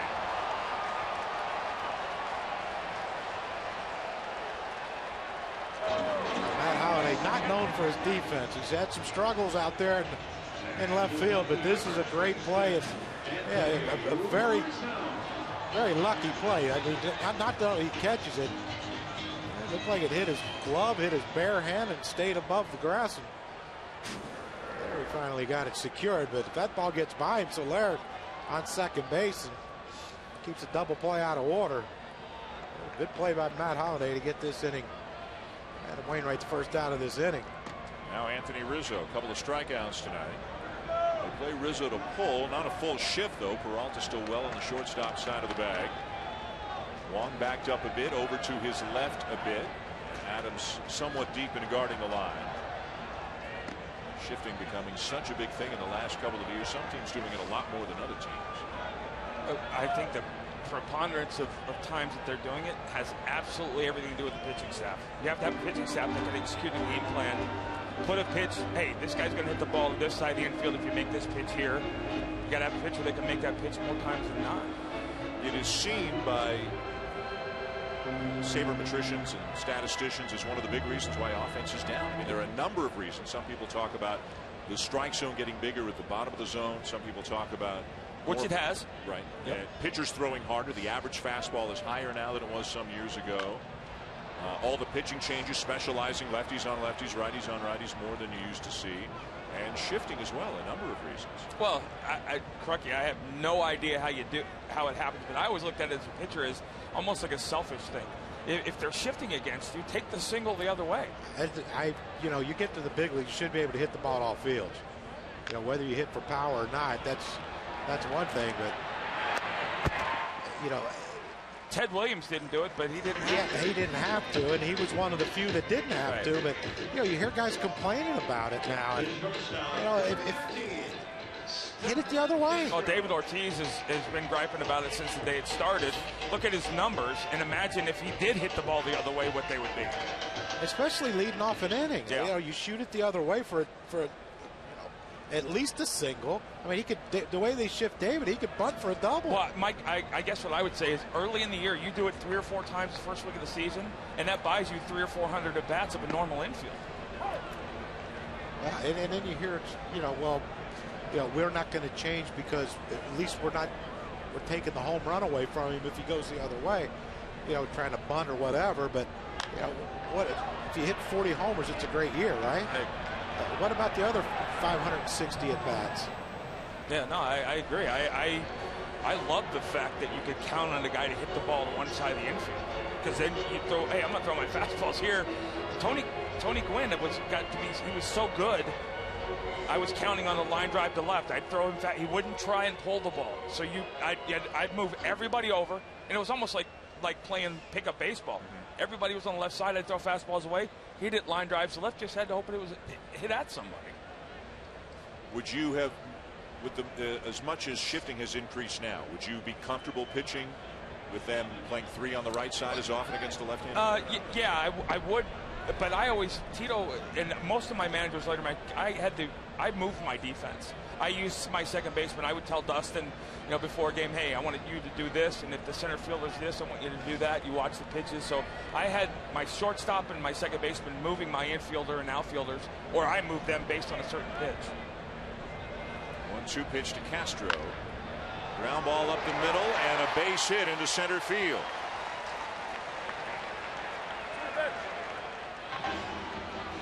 Fifth hit of the night given up by Wainwright through 5 2/3.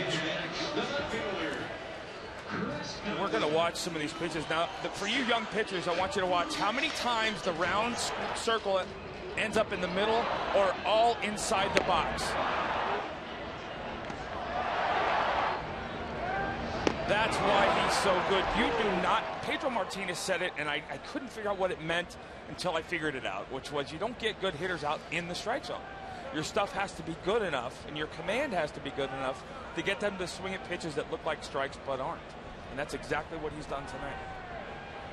2-out base hit. Now Chris Coghlan, 1 for 2. Pulls it foul.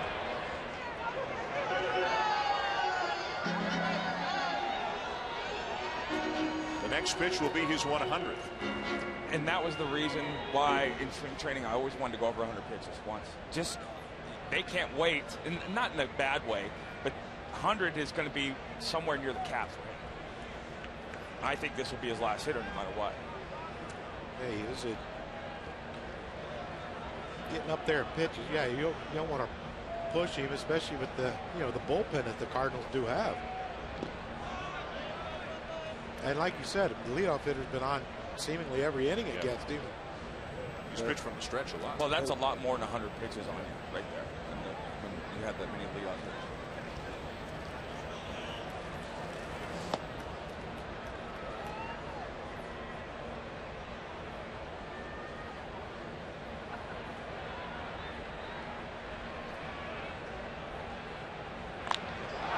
Fly ball, well hit right field. And caught. Middle of the summer, and Wainwright knows it. That ball's in the back of the bleachers, but not on a chilly April night here at Wrigley. Coghlan knows he hit it hard. Wainwright knows Mother Nature cooperated with him on that one.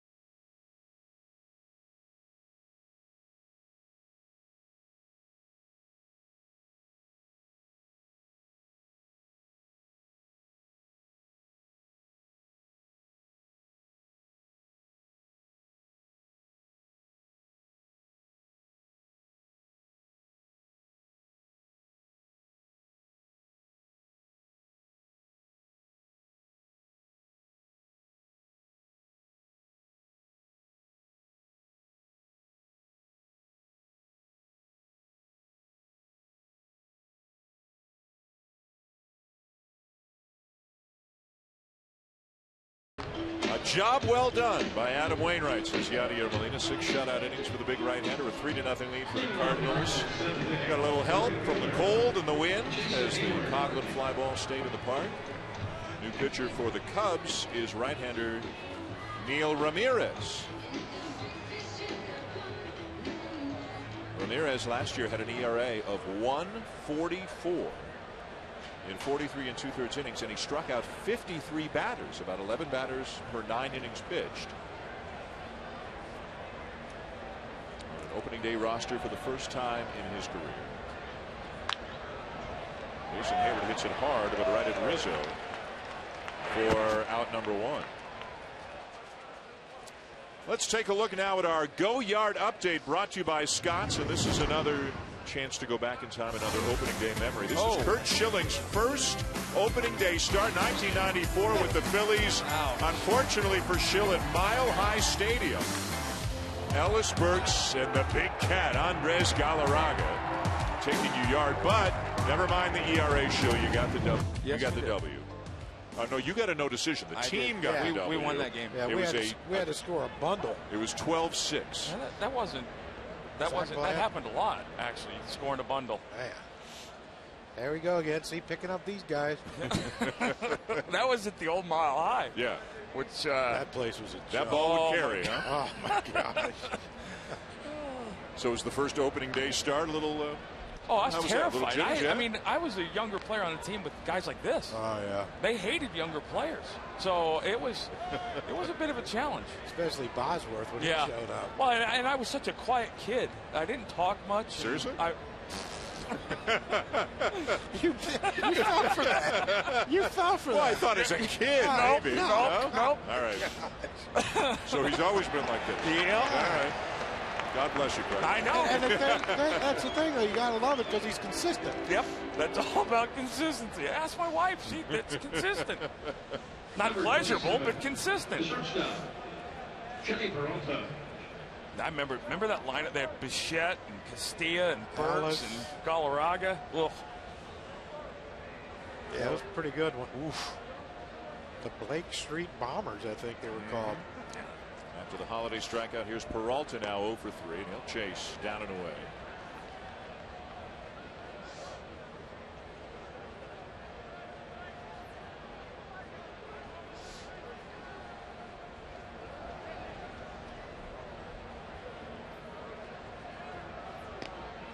Way outside, a ball and a strike.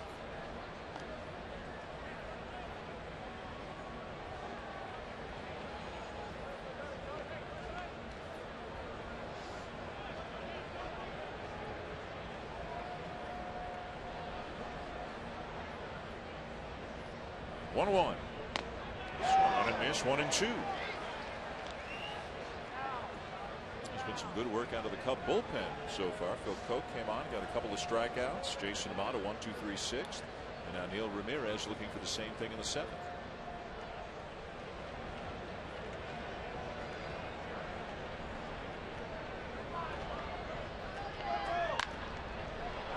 Up the middle, diving stop, La Stella, but the throw will pull Rizzo off the bag. It'll be an infield hit for Peralta.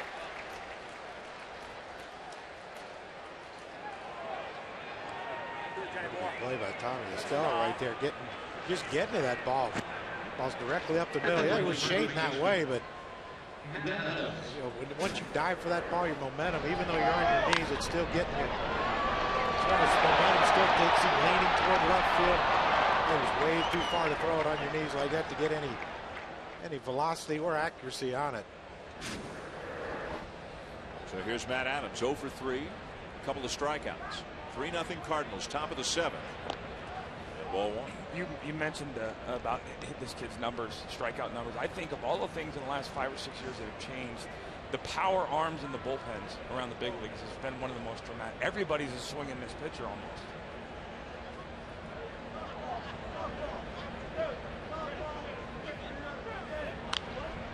Popped up. Castro back underneath this one, and the inning is over. Well, the Cubs are dedicating this season to Mr. Cub, Ernie Banks. His sons, Jerry and Joey Banks, are here to sing "Take Me Out to the Ball Game" at Wrigley.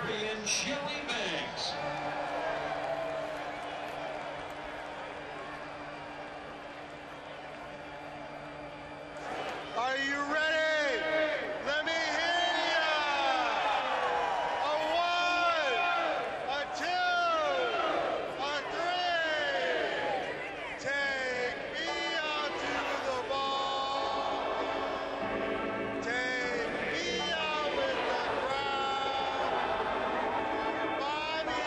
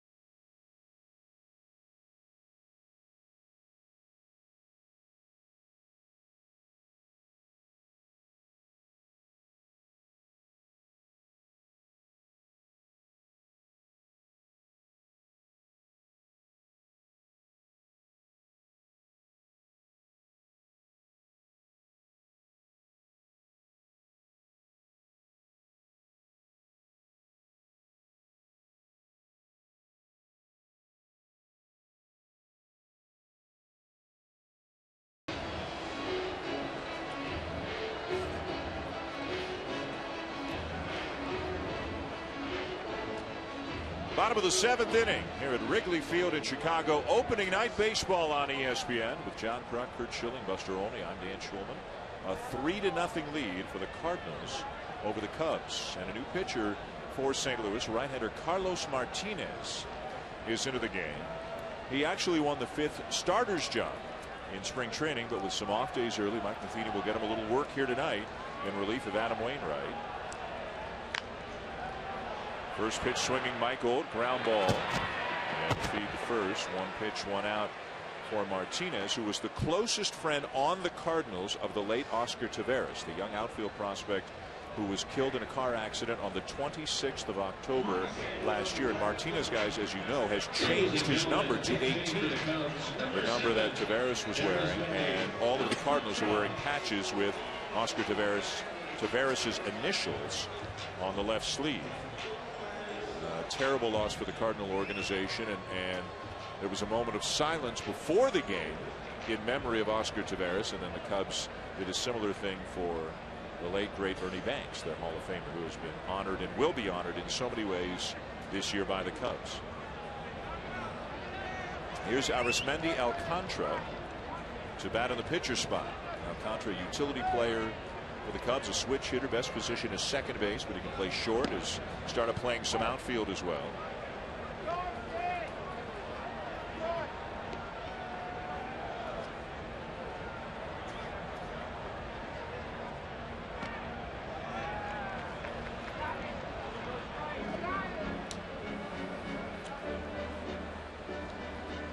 I love the arm, but since the first day I saw him, watch this front leg right there. Watch when he goes down and finishes. You should see something like this, and you're going to see that. And that, I think that's going to be one of the things that's going to keep him from commanding the baseball consistently, especially as a starter, is that stiff front leg. He has a great arm. He throws hard, but it's almost impossible to command a baseball in the small amount you need to when you go with that stiff front leg. Is that something you can change? Yeah, oh, absolutely. Yeah, you just got to get him to be softer on the front. Jason Mott's another one who, and I talked to him when we were up there, and it's one of those, you got to get him to dial back to 85, 90% in a sense. Comparisons have been drawn between Carlos Martinez and Pedro Martinez. He has been known in some circles as Little Pedro. Do you see the similarity? No. I mean, potentially yes, but you're going to see this kid's velocity, if he doesn't get soft on his front side, go down. It's going to. Most guys that do that see their velocity go sooner rather than later, and that's why. I love his stuff, his pure stuff, but the consistency is going to be the big thing for me. What is it about the stiff front leg that causes problems? It's not, when you finish, you can't finish. You can't finish, and what you actually are doing is you're decelerating your arm before you let go of the baseball. You think about throwing darts. You're throwing darts with a short arm, or you're throwing darts with a long finish. And if you watch his arm, see, he'll have a little bend when he gets down. He's landed, but see how quickly he's going straight like that. And most guys, the other big thing for me is, you know, Dan, we talked about that doorway, finishing inside the doorway. You want all your energy and everything to happen this way. Right. And see how his is going this way. What that does is it doesn't allow you to stay in the strike zone. You're pushing energy left and right. A 1-out walk. Here's Miguel Montero. How come you didn't get any toys, Clark? How come only Curt has toys? You can use my toy. Not till he's well, healthy. Actually, you're drawing arms. Yeah, you're on the DL. And I can't reach around it. I'm not that big. You've gotten bigger. Well, you got short arms. It's really short arms. Is that something, Schilling, a young pitcher, is he self-aware? Are young pitchers self-aware to know what the problem is when they've got a situation I don't like know. That, I don't know. But it should be. The challenge is that it's hard to get a guy to dial back at this level. Right. Your MO is if it doesn't work, throw harder, right? Well, that's absolutely. That's the answer to every problem you have as a young pitcher is just throw harder, it'll fix it. Because you're coming up thinking, well, no one's ever seen a fastball like mine before, and then Harold Baines steps in the box and makes sure you don't ever see that again.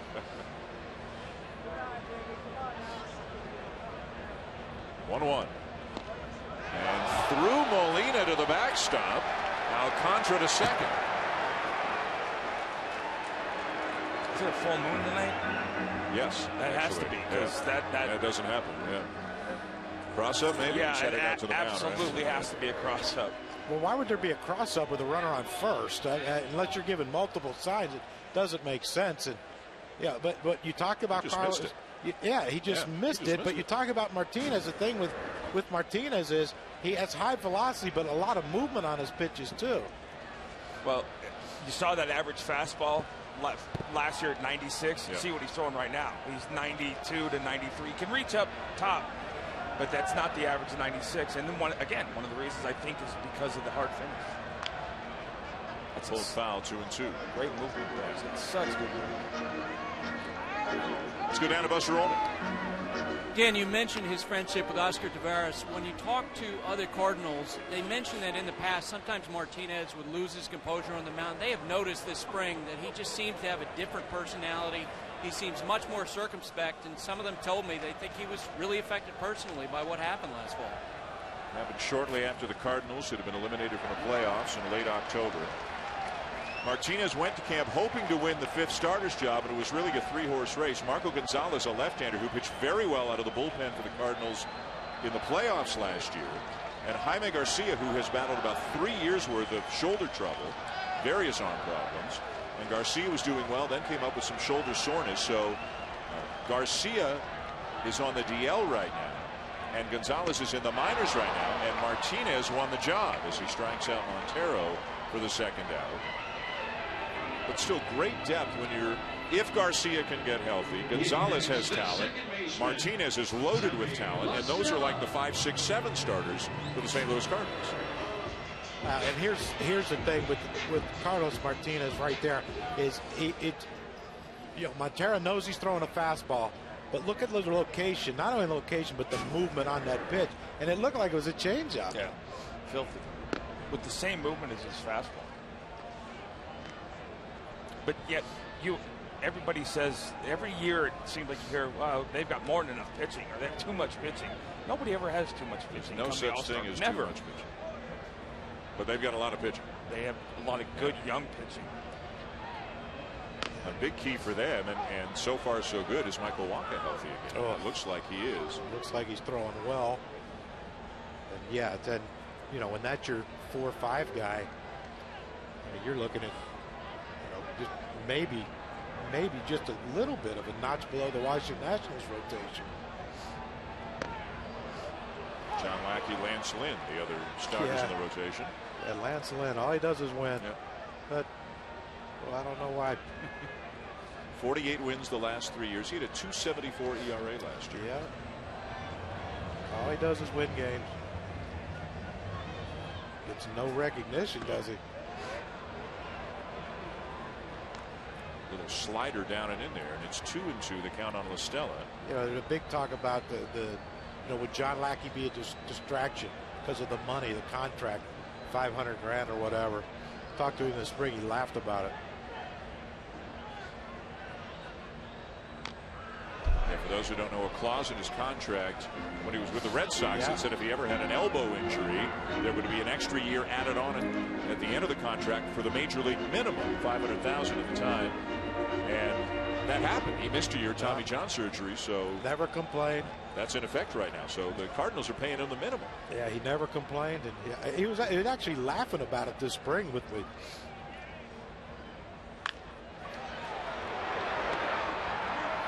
Ball to short, low throw. Adams has it, and the inning is over. Another man left on. Cubs are 0 for 13 with runners in scoring position.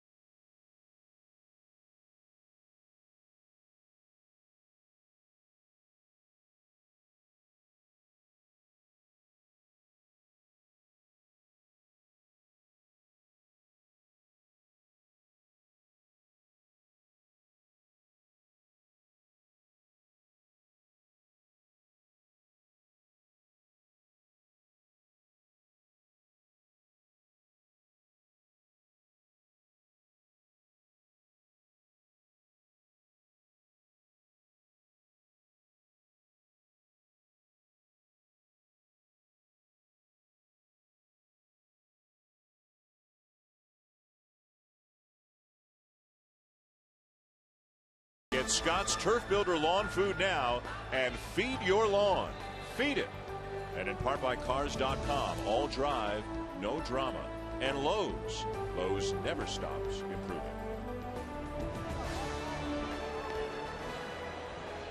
New pitcher for the Cubs. Pedro Strop is into the game. First pitch swinging a foul off by Yadier Molina. Strop last year 2-4 with a 2.21 ERA and 65 appearances with the Cubs. Just 40 hits allowed in 61 innings.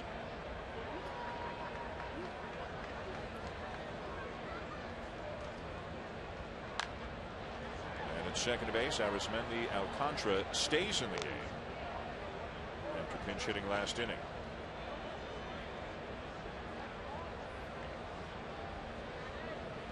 Pedro Strop looks like he sets up to be Joe Maddon's 8th inning. Inning guy. You can see why they like it. The power, the movement, the aggressiveness that he goes after hitters.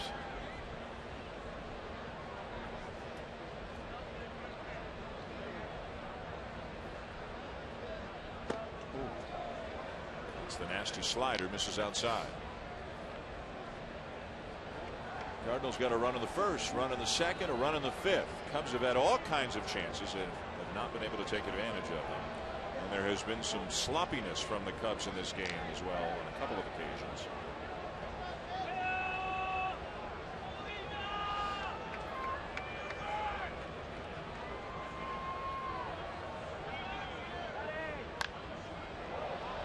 A little bit late on the fastball.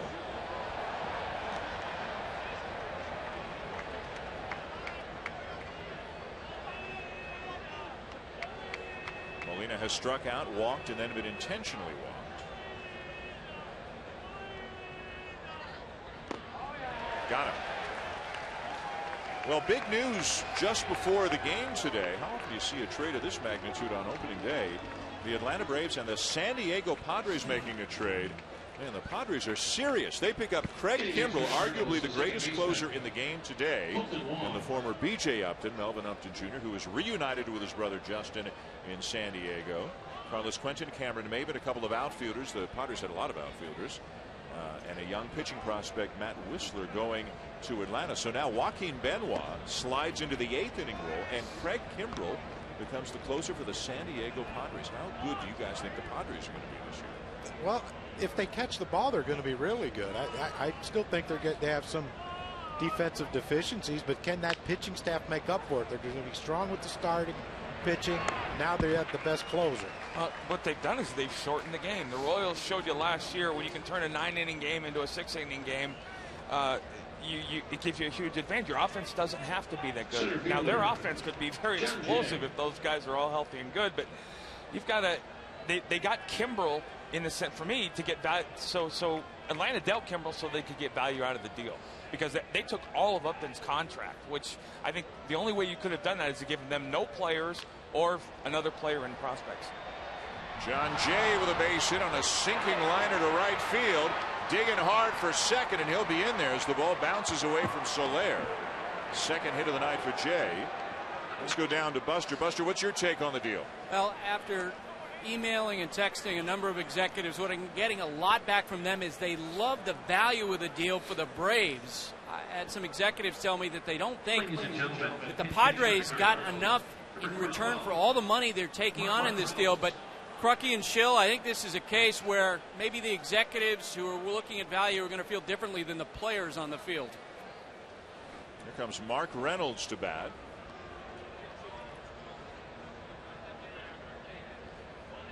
Batting for Carlos Martinez. This sure makes the National League West pretty interesting. I mean, you got the highest payroll in baseball in the Dodgers, the defending World Series champions in the Giants, and now kind of the new kids on the block in the Padres. With all of the moves that they have made, what was it? Something like 29 players around the winter meetings. 29 players coming or going in just a few days.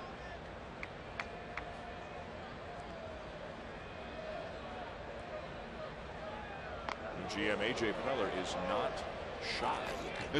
No, and that's what you talk about, going in and making a big shakeup. But Yeah, I know they're getting a new TV deal. That where's all that money coming from now? I mean, I know the new TV deal is going to help get what they're getting next year, but if you're a fan of the Padres, what do you think? Wait a second, man. Why didn't you spend some of that a few years ago? Well, you were a Padre. I mean, what does it mean in that city? Oh, it's going to be huge. It's going to be huge to be competitive, and the fans will get behind it once you're competitive. Just getting Matt Kemp. Even though, last year I thought he had a great year, but years prior with the injuries and everything, he wasn't the player he was. And Justin Upton to get there, and James Shields. Now then it opens it up to sign James Shields. Yeah.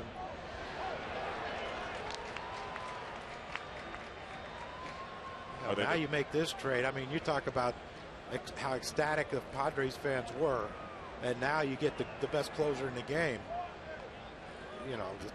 They think they can win it. This is not the time you're expecting a trade of this magnitude. You're thinking, all right, it's mid-February. My team is starting spring training. This is the team they're going to go into the season with. I mean, this came out of the blue. Yeah, you had both GMs, both front offices doing the thing they said they were going to do, which was Atlanta getting younger and getting younger pitching, and San Diego was going for it. But how do you get younger? Kimbrel's what, 25, 26?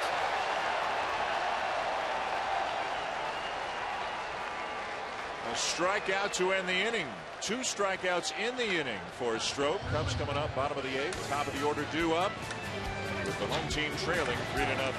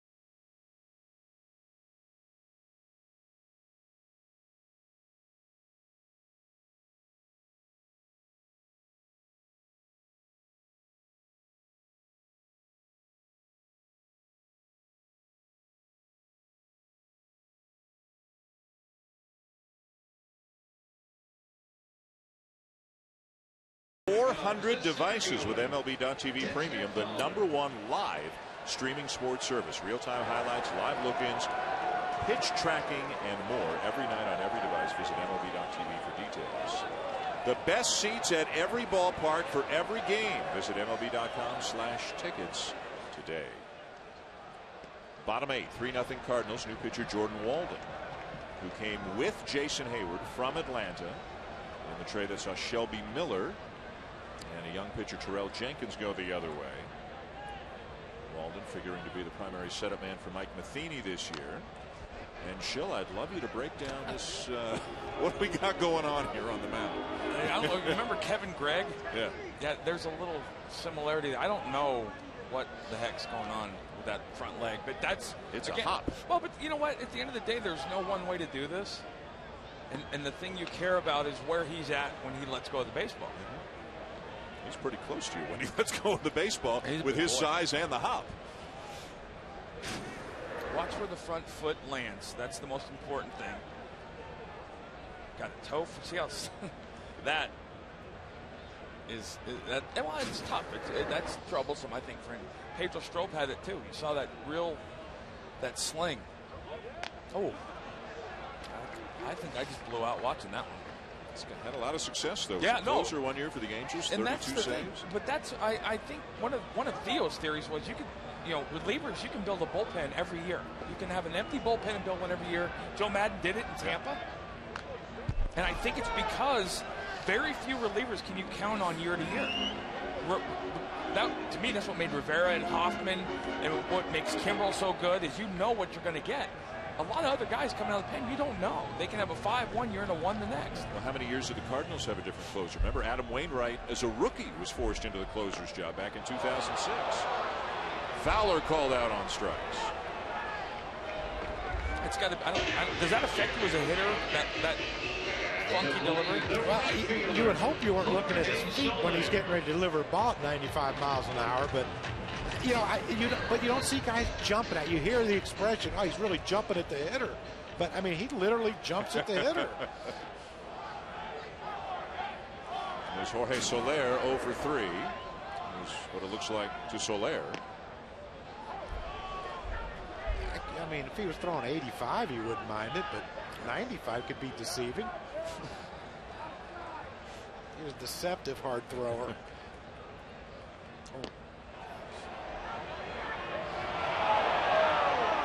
You just seem to a hitter like it would be a distraction. You try to ignore it, but how do you ignore it? Well, you're not looking anywhere near his feet anyway. No. Look at the logo on the hat. Is that what you're? I mean, you're looking at that. Just your eyes to the release point. Bouncer to first, and quickly 2 down. You're trying to pick up the throwing slot. Is that what? I mean, like so a guy that throws down under. Wow. Then you were guessing. I mean, when you watch his delivery out, he does have a really long slide. You look at the jump. Right. You can see it in the back foot. Watch his back foot. Most guys will turn here. Watch his foot. His back foot, he is jumping. His back foot's coming off the ground. Yeah. It's like a softball pitcher. No, it's funky looking. Anytime we get softball on the telecast, we got to take advantage. You've had a good That's night. right. But that's what it looks like. I mean, you watch some of the great pitchers of Monica Abbott, Michelle Smith, left-handed pitchers that can fire it, and they explode with their legs. He's got silly movement too. That's almost like a left-handed slider. It looks like such a heavy sinker. So their bullpen, we saw Siegrist and Manis up earlier. Siegrist the left-hander, Manis the right-hander. Walden is the setup guy. Randy Choate, left-handed specialist. Trevor Rosenthal, the closer. Yeah, he comes in at the end going about 144. Yeah, we might see him in the ninth inning. A little high with the base runners last year, though. The walks were up for him. A lot of leadoff men on.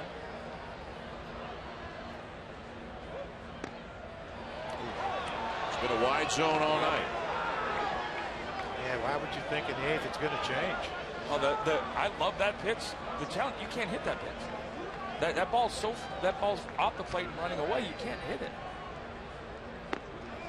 You can hit it, but at a night like this, it's going to hurt.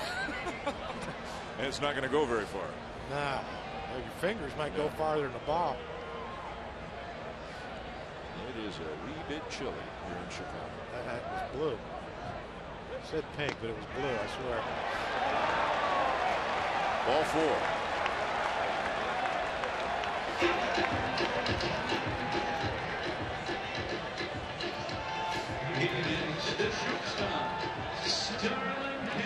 Starlin Castro, the batter, is 1 for 3. Just 1 3-up, 3-down inning for the Cubs tonight. That was in the 4th inning. And now the aforementioned Trevor Rosenthal has just started throwing in the bullpen for the Cardinals.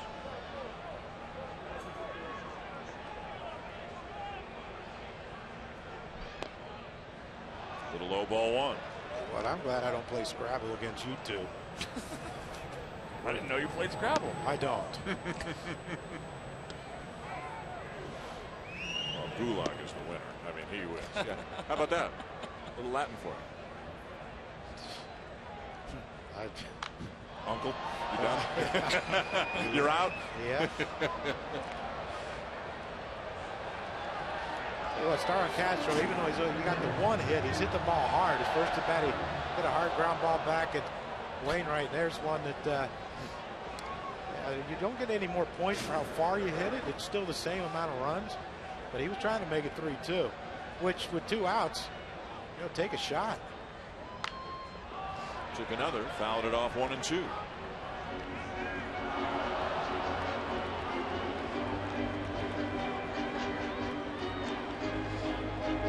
On a night like this, as Chris Coghlan learned a couple of innings ago, it is hard to hit the ball out of this ballpark. On a cold night with the flags blowing in.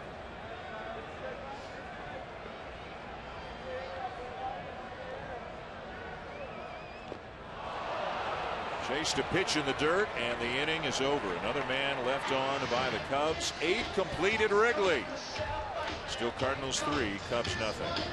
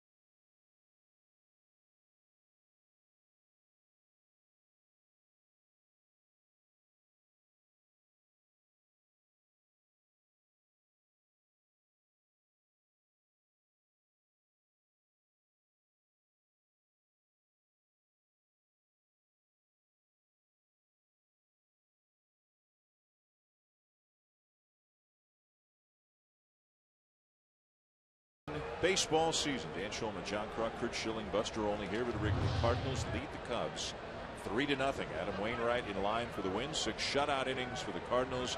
John Lester 4 1/3, 8 hits, 3 earned runs for the Cubs in his Chicago debut. And now here's Cub reliever, their closer actually, Hector Rondon into the game to get an inning of work. Had 29 saves last year, struck out a batter per inning, a 2.42 ERA. Face the Cardinals leadoff man Matt Carpenter. Carpenter's 2 for 4.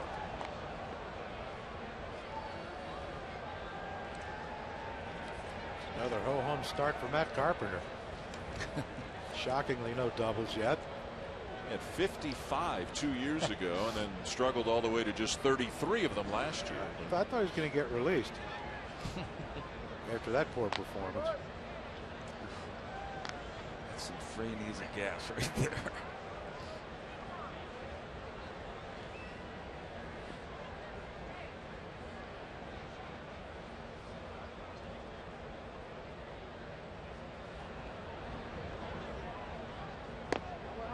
Down and in 2-2.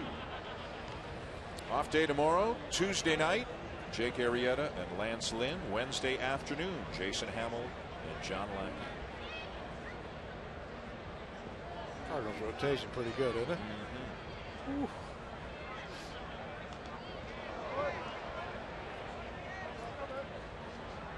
Bounced in a full count. Function over fashion, Crucky, on a night like this. That was one of your mottos, wasn't it? Function over fashion. Wasn't well dressed, that's for sure. Oh, yeah, right along with you.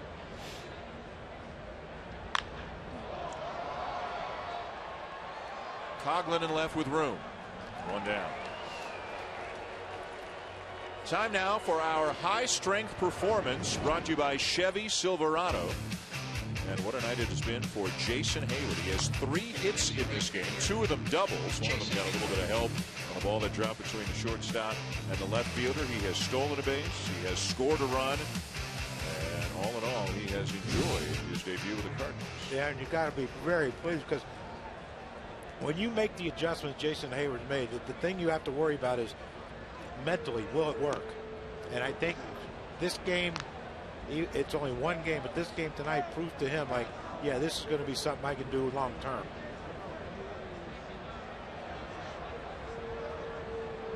I think the biggest fact tonight, Jake, was that it wasn't just this game. This game against a tough lefty.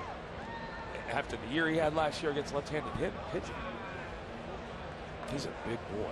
Just a $169 against lefties last year. That's sawed off and a soft liner to short, 2 down. And jammed right on his hand. Well, that to me is where it's going to be the issue. Is the guy's throwing with high velocity. Can he catch up to the fastball? I mean, but you know, this is a little different from Rondon because this is, like Kurt said, free and easy gas in off the plate. And, you know, that's one of those you hope it, you know, has a 2-seam action where it'll cut back over the center of the plate, but that one stayed right in on Heyward's knuckles and just got in there. But you see the swing, it's so much different than it was last year, because last year that ball might have hit him in the hand. And Holiday is swinging a miss. Holiday's had a 2-hit night and a couple of RBIs. Good start for him.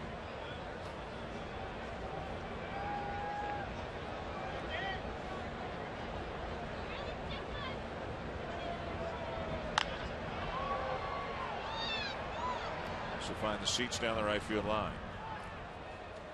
You know, we've been showing my great opening day with the base running, and Kurt's giving up the home run. Oh, man. Yeah. Oh, this man. Look at you guys. Oh, my boy. goodness. Is that TSN Canada? That's TSN Canada. Holy cow. Look at how windy it was. Wow. 96 it says right there. 96. Wow. How about the moss? Oh, my goodness. How about that? That was just, oof. I would have gone with a hat. We all had some rough patches, boys. Oh, no. I've had 48 years. Yeah. Our producer Tom Archer may have a rough patch after the game. That was outstanding. That's some incredibly good research. Look at you guys. What game were you doing? Blue Jays game. I was doing the Blue Jays all right. with Buck Martinez for TSN. Did that for 7 years. Oof. You know, even if you get to a point, and I got to it where you say, okay, I'm losing my hair, I'm done, and you go, there's an ugly stage. You can't avoid. I'm in it. You can't. I'm in it. You're in it. You're right in it right now. now. But see, you have the head for the no hair. You have the. Yeah, you don't know that till it happens. I know. Right? But But you had no choice. Lex I had Luthor. no choice. It's not like you can say like Kurt and I can say, you know, I'm thinking I might shave my head, see how it looks bald. Dude, you had no choice. I did it, and it was horrific. It didn't work? No. It looked like Uncle Fester. Yeah. We actually stuck a light bulb in his mouth at spring training. And I was riding the bike. I was riding the exercise bike trying to start the light. Yeah, it was. And then I dyed it white, and it was even worse. I had to shave it at that point. On the appeal, he didn't go. You know how Arch talks to us in our headsets during the game sometimes? Yeah. I haven't heard a peep since that one. Nope. That would be the Shulman He's gone. pause. He's on his way to the airport. He's gone. That would be the Shulman pause right there. Ladies and gentlemen, pinch running at first base for the Cardinals, number 8, Peter Borges. Peter Borges is going to run for Holiday. Number 27. Johnny Peralta. And now Johnny Peralta. You guys knew all night that was coming? Yep. I don't know if Kurt did. I got a call right after our production meeting this morning. Wow. It said be prepared. That was funny. Runner going, throw down, not in time, into center field. Borges picks himself up, heads to third.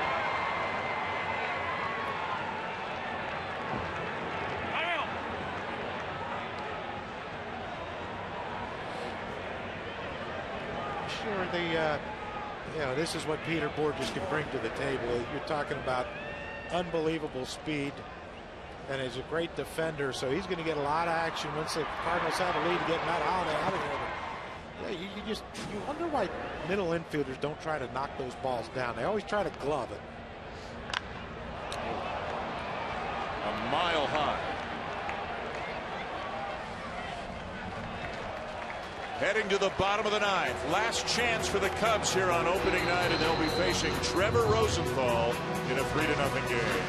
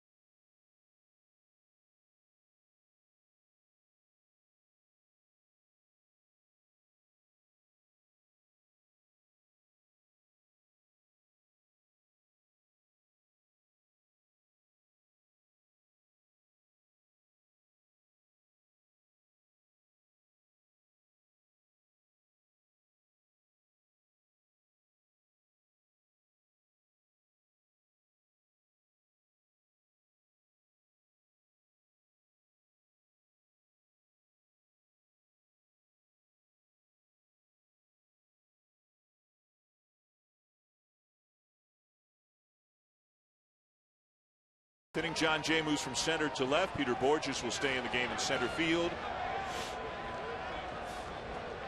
And in to try to close it out here on opening night is Trevor Rosenthal. 45 saves and 51 opportunities a season ago.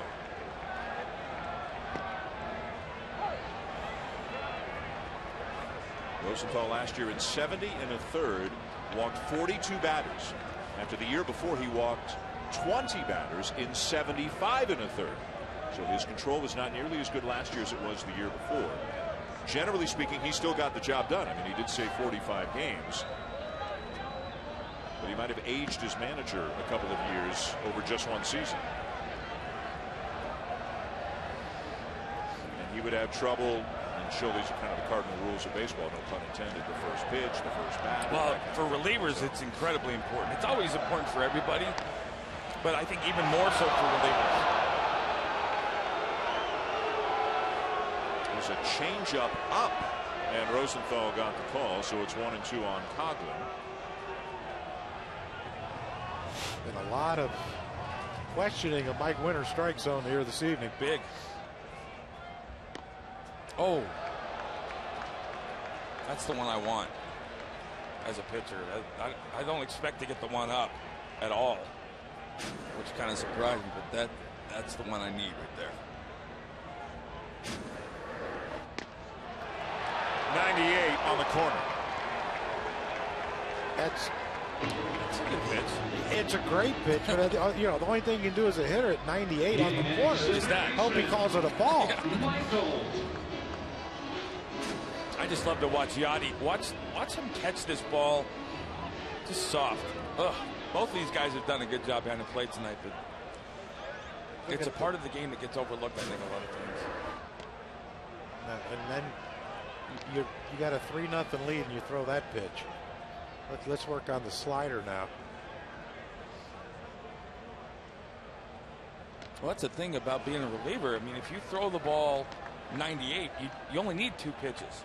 Didn't Rosenthal change his number? Wasn't Carlos Martinez 44 last year? So he's taken Martinez's number after Martinez took Oscar Taveras' number. He was 26. And Rosenthal's also working exclusively from the stretch. He would work at times from the windup last year when there was nobody on. And as a guy that's going to be a reliever all the time, I don't think that's a bad approach. Doesn't seem to be hurting his velocity. No. So 2 closers came in this game, Rondon and now Rosenthal. And you're talking, you mentioned it, easy gas. And man, when you're a hitter, you don't know how quickly that gets on top of you. Oh, right, there you go. About that like that. Yeah. So the delivery is not a 98 delivery. It's a very soft, smooth, fluid delivery. Yeah. The ball just explodes out of his hand. Lots of baseball coming your way tomorrow. Opening day around the majors after opening night tonight. The Blue Jays and the Yankees at 1 Eastern on ESPN. 4 Eastern, the Mets and Nationals. Max Scherzer on the mound. The Indians are in Houston at 7 Eastern. And then the late game 10 Eastern on ESPN2. Madison, Bumgarner, and the defending World Series champion Giants are in Arizona. 2 down, and Alcantara, the last hope to get something started here for the Cubs.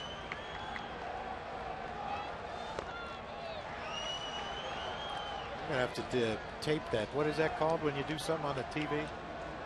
Tape it, DV something, DV? DVR? Yeah.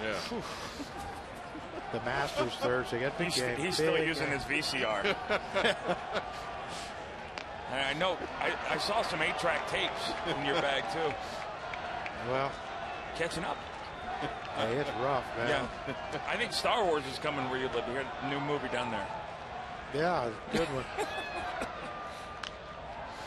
Now to play 2-2.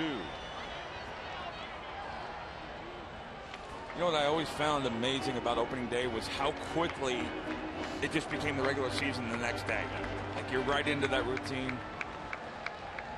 Yeah, I still don't like the play a game off day.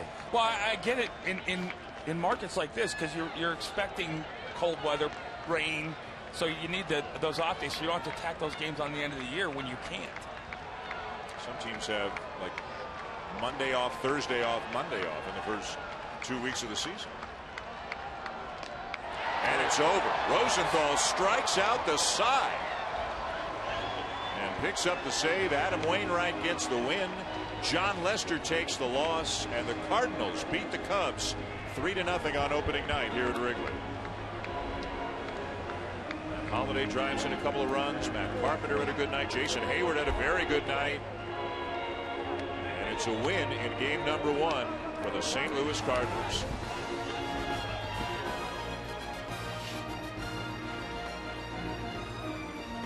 Wainwright 6 shutout innings to get the win. Rosenthal strikes out the side of the 9th. And here on opening night in Chicago, the home team comes up short as they lose 3-0 to the St. Louis Cardinals. Opening day baseball coverage continues tomorrow, as we mentioned. 4 games beginning at 1 o'clock Eastern. SportsCenter's over on ESPN now. Coming up next, the Grantland Basketball Hour presented by USPS.